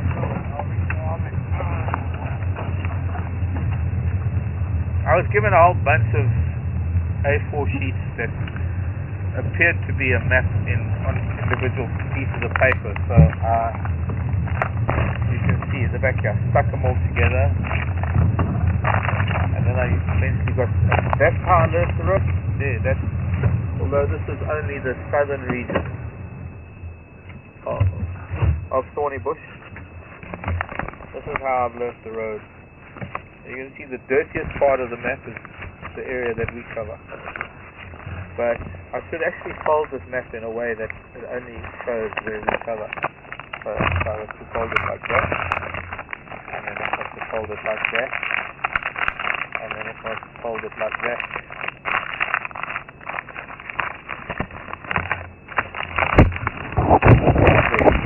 That's about the area that we have with our signal range. And that's just the southern region of Thornybush. And where's my other map? No, do I? The other piece. Okay, up here, there's another piece of Thornybush that goes up here, right, the northern section of Thornybush. I don't know where it is.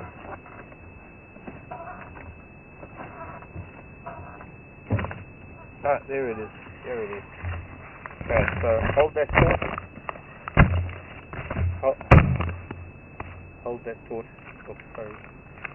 Then here's the northern section of Thornybush. And you'll notice this hasn't even been used yet because I've never been up there. I've been in the car but I've never used it. I've tried to reference some of the roads. This slots in over there. And that's the whole of the northern region. There's Nkaya Lodge, Serendela Lodge, Shumbalala Lodge, Bodwana Lodge. There's Concrete Pan. I've heard of that used. What was that lodge that Penny said that Gareth was at? Neither can I. But anyways, that's northern Thornybush. And, well, that's a pipe dream right now. This is the northern section of the southern region of Thornybush. So this whole area here is where we can't go. There's Two Boys Pan, right up here in the north. A place called Two Boys Pan. You might have heard me talk about it. Two Boys Pan is a place where we've heard there's been cheetah and things. The Ancele Road, Bushbuck Drive, Ring Road. These are all names that they're throwing around at the moment. These roads up here is where the line are at the moment. And Rocky Crossing down here, just north of our section. I'm trying to think where the elephant would be now. The elephant are now on... I forget. Maybe if I see the name, I'll think of it. South Loop. They're somewhere here. Elephants are somewhere up here.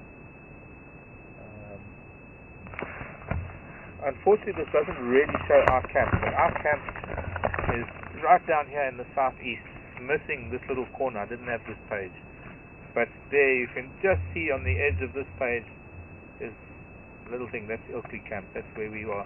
This is the Timbavati River that flows from the west coming east. That's the Timbavati River, and we are currently on a road called Central Cut Line, this very long cut line coming down here. We've just come off of, we were on Chipene Road. We've just come off of Bush Willow Links past Zebra Pan, so we are sort of down here, right down the bottom of Central Cut Line, close to the river. The other thing I wanted to show you the other day was actually something that I've forgotten until now. I've got it here, just so that I could put Thornybush into perspective for you. This is another map that I brought, but I haven't really brought it out yet, and I hope this puts something into perspective. This is the Hoedspruit tourism map, and that's got all the ads on the back for all the different companies that operate out of Hoedspruit. But if I can just hold it conveniently so that we're not dazzled by all the different things. What we are looking at right now is the swan I picked up when I was underneath the car. Okay, so this is a very, very small section. This dark green on the eastern side of this map, this is all the Kruger National Park. Kruger National Park extends into a very, very large area. I couldn't even begin to show you because it still goes up. This is Palaboa. It still goes up quite high to the Limpopo River, and it comes down on the Mozambique border, and the Mozambique border is here in the east, and from the south it even goes further south. This is the little town of Hoedspruit,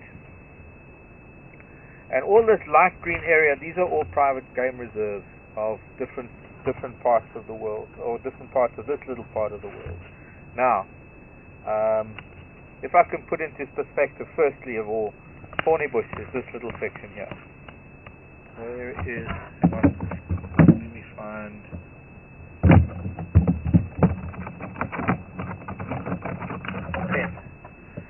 okay, so, easier than a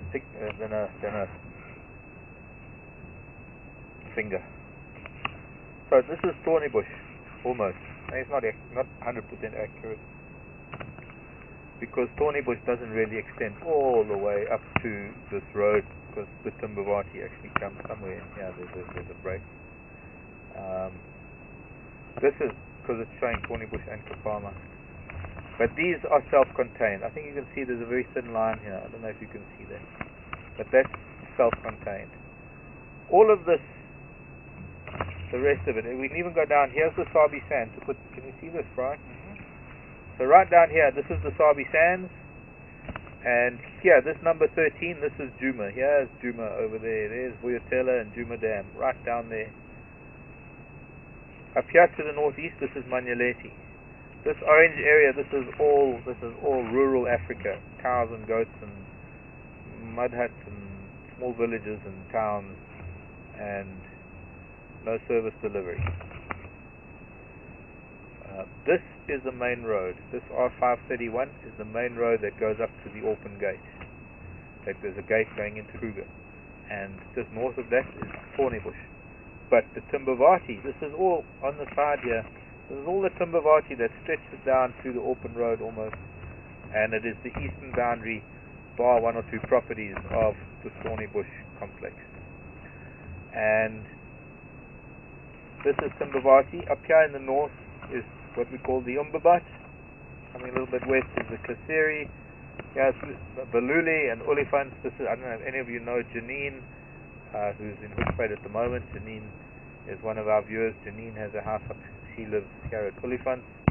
And so this area that is Baluli, Kaseri, Umbabat, Timbavati, and Manyaleti, these areas are all part of Kruger. So there are no boundaries here going into Kruger. Only this area that is still got to decide whether we want to be part of the whole thing. Some of you recall that I go up to Salati, to the Salati Conservancy quite a lot. This up here, this is an area where I go and do a little bit of work up here in the Salati. But being bordered on three sides by three very main highways, Salati is also a self-contained reserve, and it is also entirely fenced. The ones that aren't are these over here. Now, if we were to go to where I live, right, first of all, if I can show you this little dot here, down in the southeastern corner of Thornybush, that is approximately where our base is, where we operate. The area that we're able to cover with our signal range is probably about, just making holes in the map. And my pen's not working. Alright. Basically, if I was to put my pinky finger there and cover it with my pinky finger, that's the size area that we can cover with our signal range.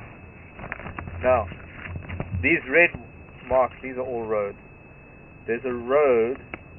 This is a main airport. This is the airport where a lot of people fly in, right next to Hoedspruit. That's the international airport known as Eastgate Airport. There's a road that runs past Eastgate Airport, and it runs all the way up into the Imbabat, and then it eventually just doesn't go anywhere.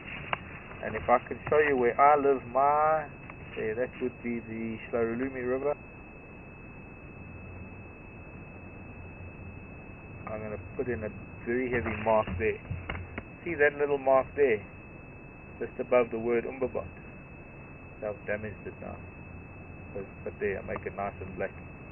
That tiny little black stripe that I've just made, that's home for me. The northern boundary of our property is that Kruger Park boundary, but we don't have a fence. We open Kruger. So I am at home. When I'm at home, the fences are 50 kilometers to the west of me and 60-70 kilometers to the south of me. So I'm deep in the Kruger. Here at Thornybush, we've fenced in, and this is our broadcast range. Hope that gives you a bit of an idea. I don't know if I managed to explain it well enough. It would be nice to give you a bigger map of South Africa, but there isn't one here, and I don't have a better one. But just to show you how things work. So, the relationship between Juma, Thornybush, our camp, and me, where I live. And Johannesburg is 500 kilometers that way, to the southwest.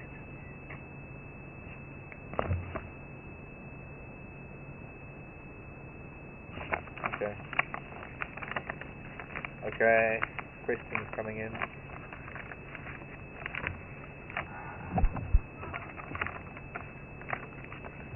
Dina in Michigan.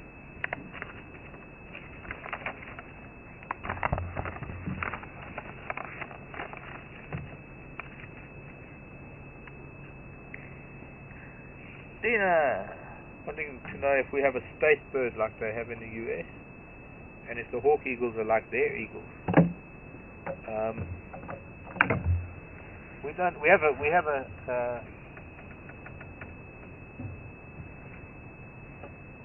national bird. I suppose the national bird for the states is the bald eagle, and then every state has its own bird. For us, our national bird is the grey-crowned crane. No, the blue crane. Sorry, the blue crane. Our national bird, and they put it on the 5-cent piece. They put it on a dime, which doesn't even get used anymore because it's such a low denomination that it's worthless. Our blue crane. And yes, our fish eagle is first cousin to the bald eagle. Our tawny eagle is first cousin to the golden eagle. Our African hawk eagle is not really related to you. They're not a true aquila, as far as I know. Let's check on that.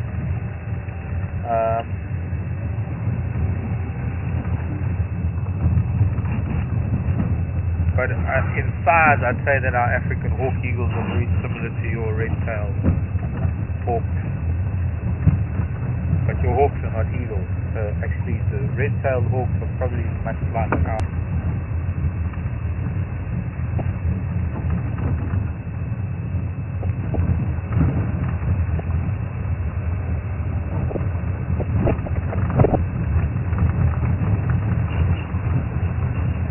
Okay, at the bottom of this road, we will look at this briefly until I get back in line with camp. The reason why I'm coming down here is because I want to start upstream on this northern bank of the river and start making our way east, and hopefully we can just come across that young male lion, if not here. If he's starting to get cool down here, because he's not very far away from where he was.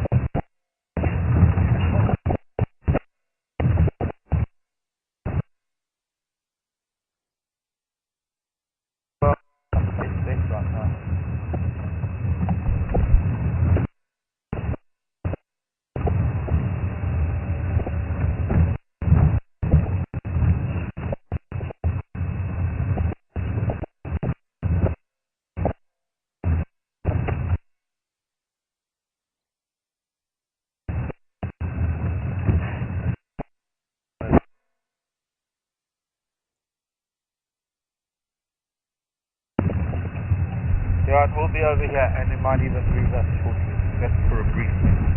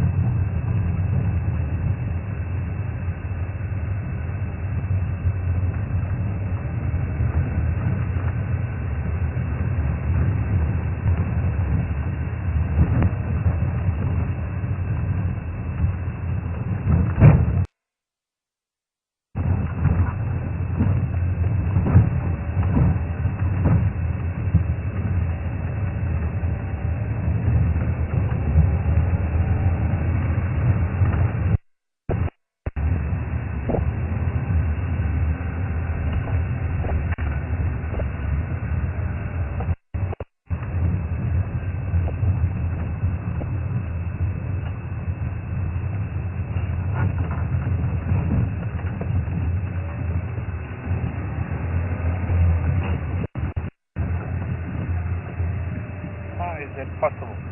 Half the jacket can disappear up my sleeve.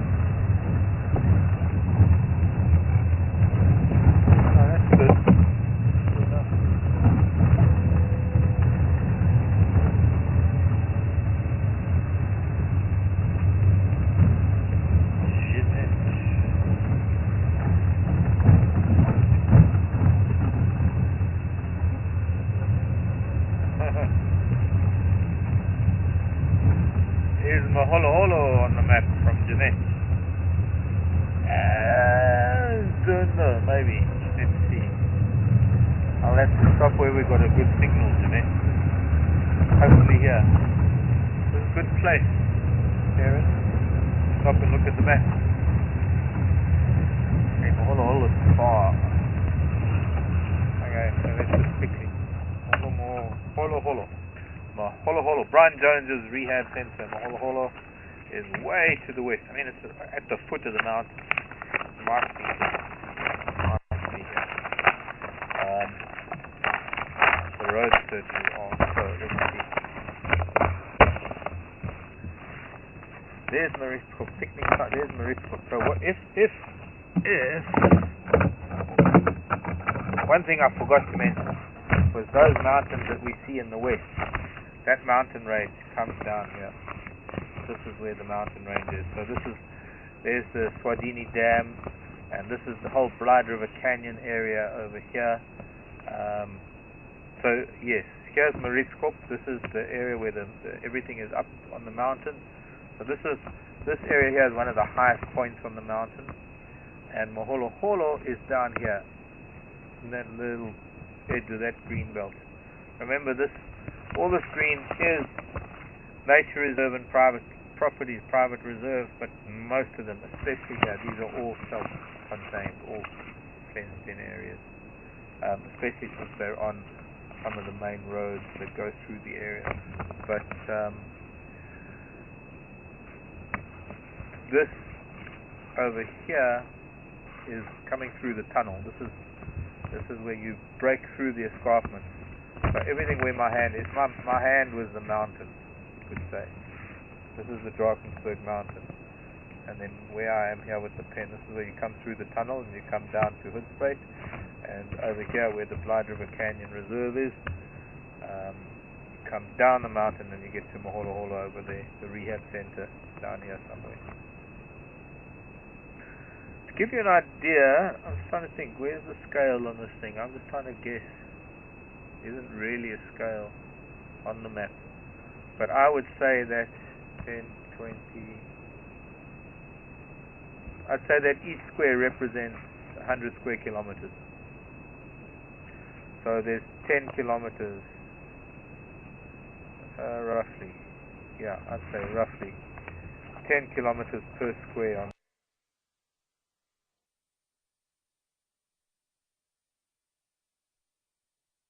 this map. So if I was to go from me 10, 20, 30, 40, I'm nearly 50 kilometers north of here, and Djuma is probably 10, 20, 30, maybe 35 kilometers south of here. Maholo from here, 10, 20, 30, yeah, probably about 30 kilometers going west, roughly. But yes, I would say that each square on this map represents 100 square kilometers.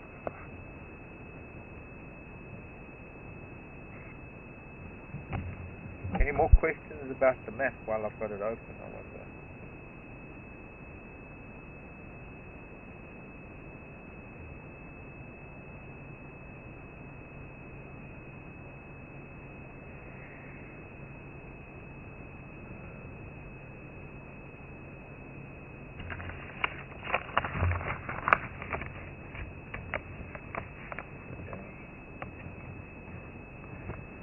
Oh, Bear wants to know where's Marlow Park. It's way down south. It's not even on this map. The Kruger National Park comes down further south, and Marlow Park is way down in the south, on the southern tip of the Kruger National Park. There's still probably at least another 100 kilometers to go down this way, to the south. So if that was the map, then Marlow Park would be way off the map, not on this map. This is the Hoodspruit area. Marlow Park would fall under Nelspruit, Hazyview. That's not even on this map, way down south.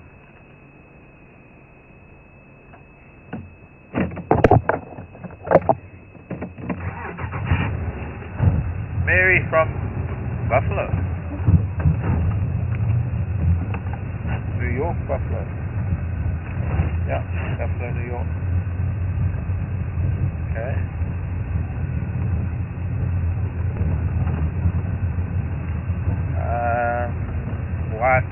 fence? I'm not going to answer that on the grounds that it may incriminate. I take the fifth on that one. You have to ask the owners of Thornybush why it's fenced. I'm not answering that question, I'm sorry. Yanni. Yanni Steenkamp. That sounds a little South African to me.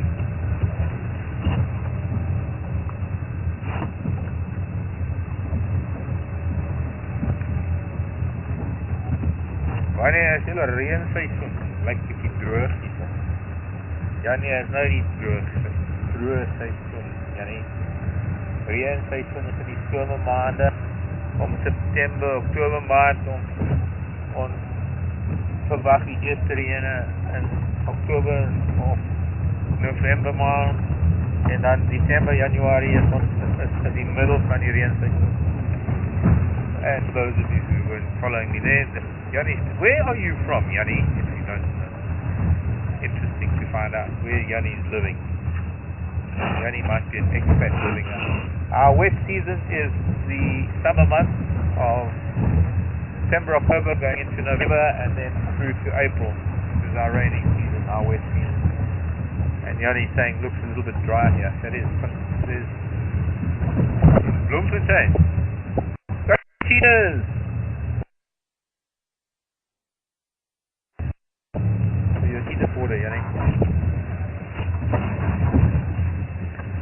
Yeah, in Bloemfontein.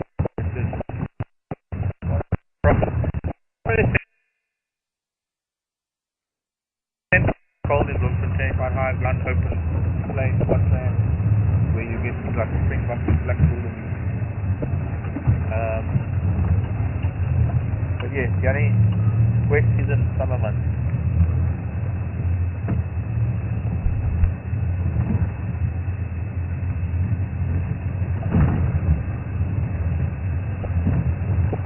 Daleville. I think where's Daleville? Kentucky, maybe. No. Susie? Indiana. That's right. What does Susie want to know?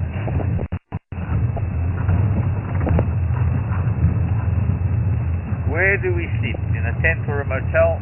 And where is Pete's Pond? So, where do we sleep? We have cabins except for Aaron. Aaron is the only brave one amongst us. He sleeps in a tent. He was sleeping in his tent last night with the male lion calling and roaring right outside. So Aaron's the only brave one amongst us. The rest of us are hidden behind wooden doors. We're in a little camp that is mostly wooden cabins, and one of us had to sleep in the tent, and I guess Aaron got the short straw.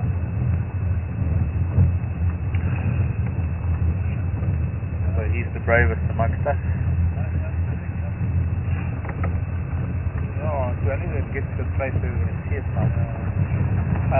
What was another question on there? Where's Pete's Pond? Pete's Pond is about 800 kilometers or more, call it like no less than 500 miles to the northwest. At least 500 miles. Pete's Pond is in a place called Mashatu in Botswana. In fact, our friend Mr. Steenkamp is closer to Mashatu than we are. In Bloemfontein. But yes, that's quite a ways away.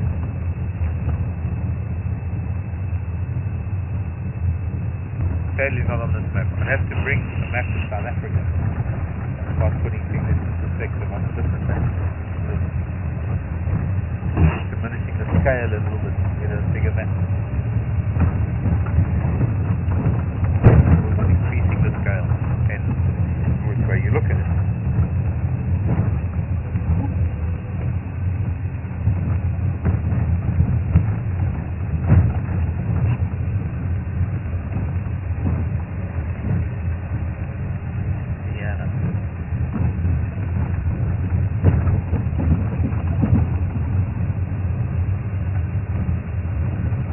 Sharon will do the giraffe thing tomorrow.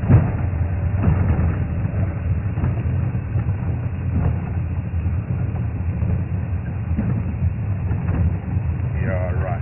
Savannah? Really? Savannah is saying the doctors here with crime scene investigators. Really? He's pulling my leg. I investigate crime scenes all the time. I find carcasses, I find dead bodies, and I have to determine who's killed them. I don't have to always find out the why, because the why is normally obvious.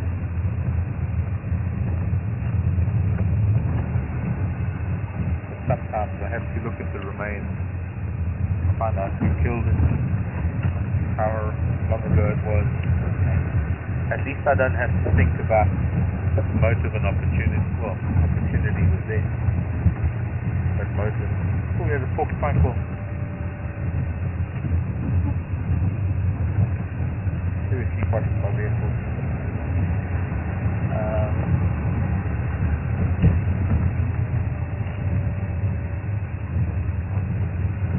But sometimes it's very interesting finding a carcass, finding a dead animal, finding the remains, finding things like porcupine quills. Just a stack of porcupine quills, and all you've got to work on are tracks and scuffle marks in the sand and drops of blood and bits of stomach content. Sometimes all I find are feathers, and you've got to check whether, okay, was this feather plucked and broken on the shaft? Was it plucked by a beak? Was it plucked by a cat's mouth? Has the bottom ends of the feathers been eaten? How are the feathers distributed? Have they fallen? It's like blood splatter patterns. Instead of blood splatter patterns, I've got feather splatter patterns. Because a bird caught by a small raptor and eaten on a branch that's only 5 foot off of the ground, these are different feather splatter patterns to a bird that's been caught by a brown, or rather an African hawk eagle, and taken up onto a branch 12 feet up, and the feathers fall down over 12 feet, and then you've got to take into account wind direction and whether the shafts are open or not. So it'd be interesting to have a bunch of you guys, if you really are crime scene people, detectives, investigators.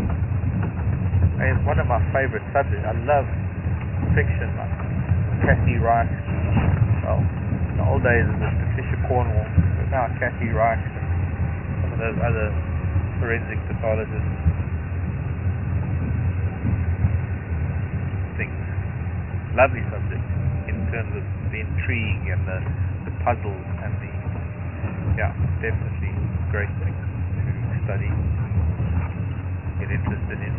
I couldn't imagine doing it with regards to humans and humanity to humans, and having to do it on that scale. At least for me, it's the natural world, and I have some understanding of the processes that take place. It's easier to digest. I couldn't imagine going to the crime scene when a child or a woman has been murdered, or worse. I don't know how you deal with them.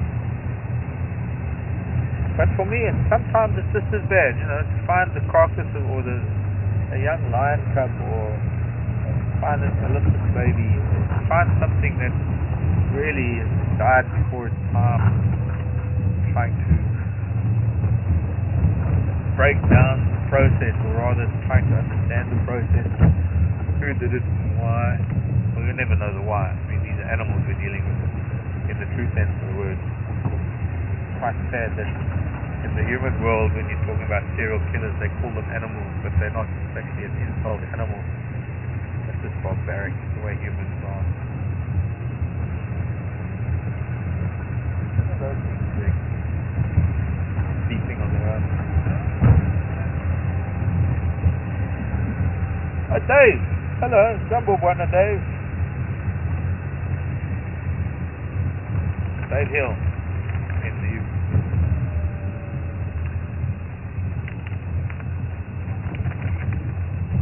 Oh yeah, Dave, thanks. African hawk eagle and the Ayers hawk eagle are actually of the genus Aquila. They are true eagles. You're right, Dave. They have feathered legs all the way down to the feet. You are right, Dave. They're small eagles. African hawk eagles. In fact, African hawk eagle and the Wahlberg are probably the two smallest of the true eagles, the aquillas.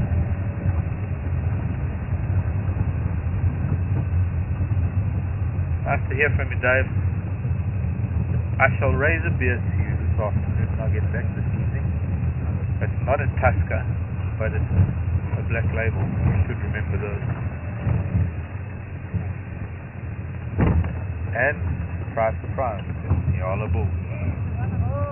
An animal.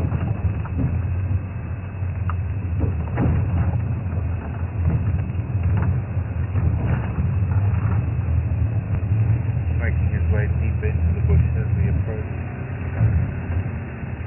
Where's the lion? Mr. Yala?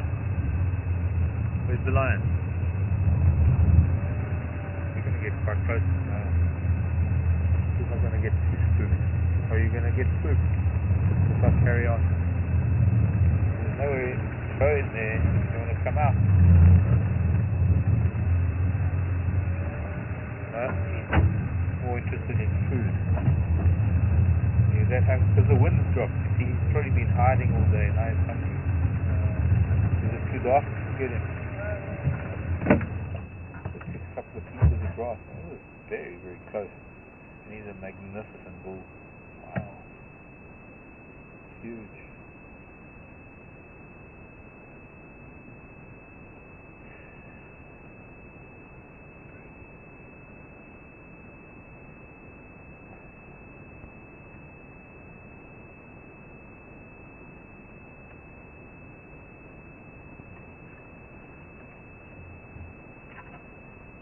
Give us a chance to listen for that lion, maybe.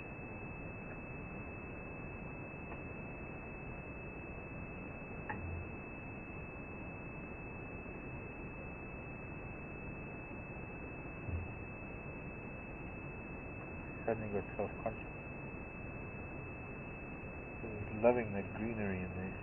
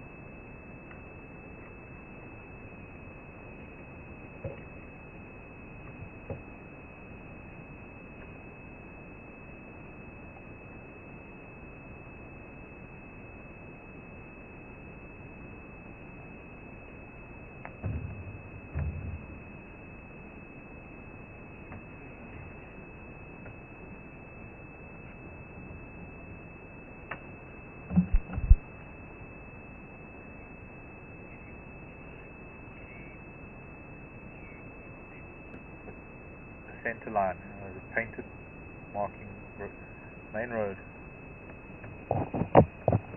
Not often, maybe. Roughly once a week. We're going to have antenna and stuff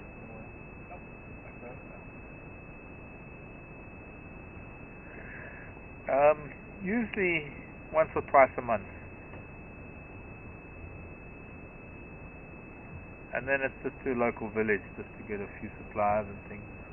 But generally, to go to a place where there are actually traffic lights and traffic and things, maybe once a year. Traffic lights and traffic and things. And shopping malls and such like.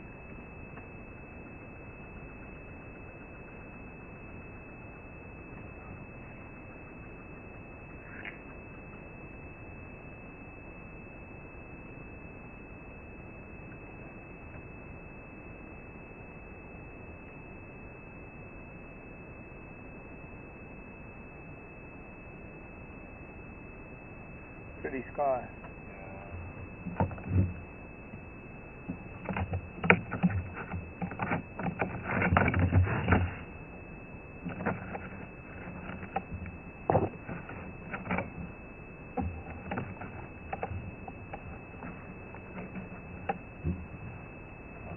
See if we can move. If we move a little bit, we might.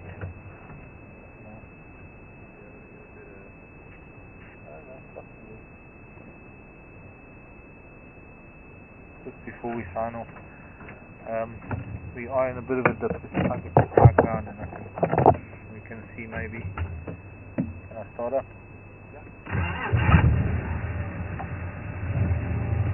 Bye bye, Mr. Nyala.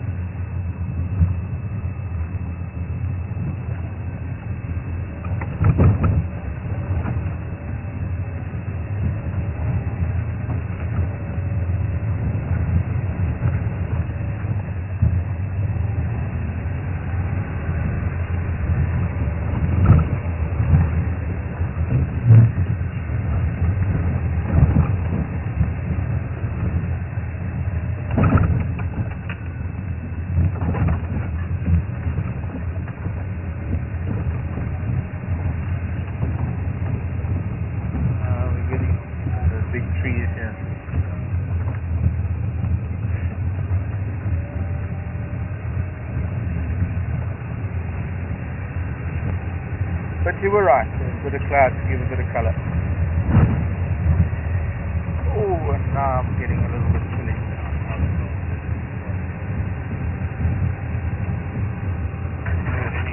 Peep from our line, but we're now almost level with where I think he was spending the day. We might, and I'm signing off, we'll just sit and listen.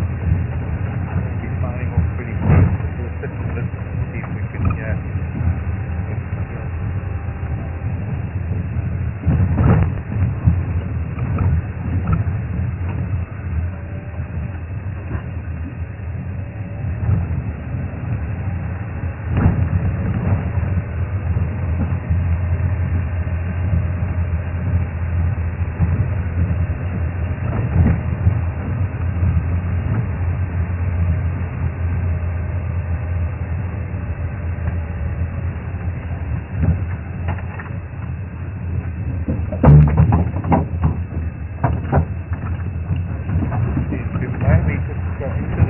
Here and stop where I think our line is somewhere close by. We might get a nice colours gone. See, we just spent a bit too much time. Not bad, quite nice.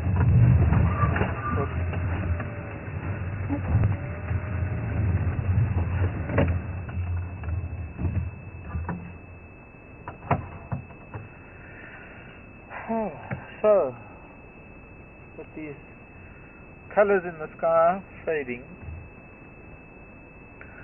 daylight turning to night, wish you all farewell for today.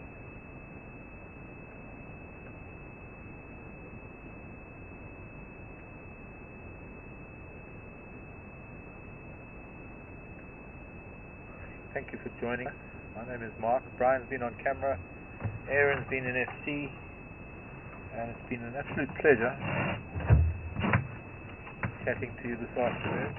Hope you'll join us again 6:30 Central African time. And with this last dying light before we sign off, we're just going to listen after I say goodbye. We'll listen for a minute or two in case that lion calls up. I'll leave it to Aaron to cut things away. So bye everybody. Bye.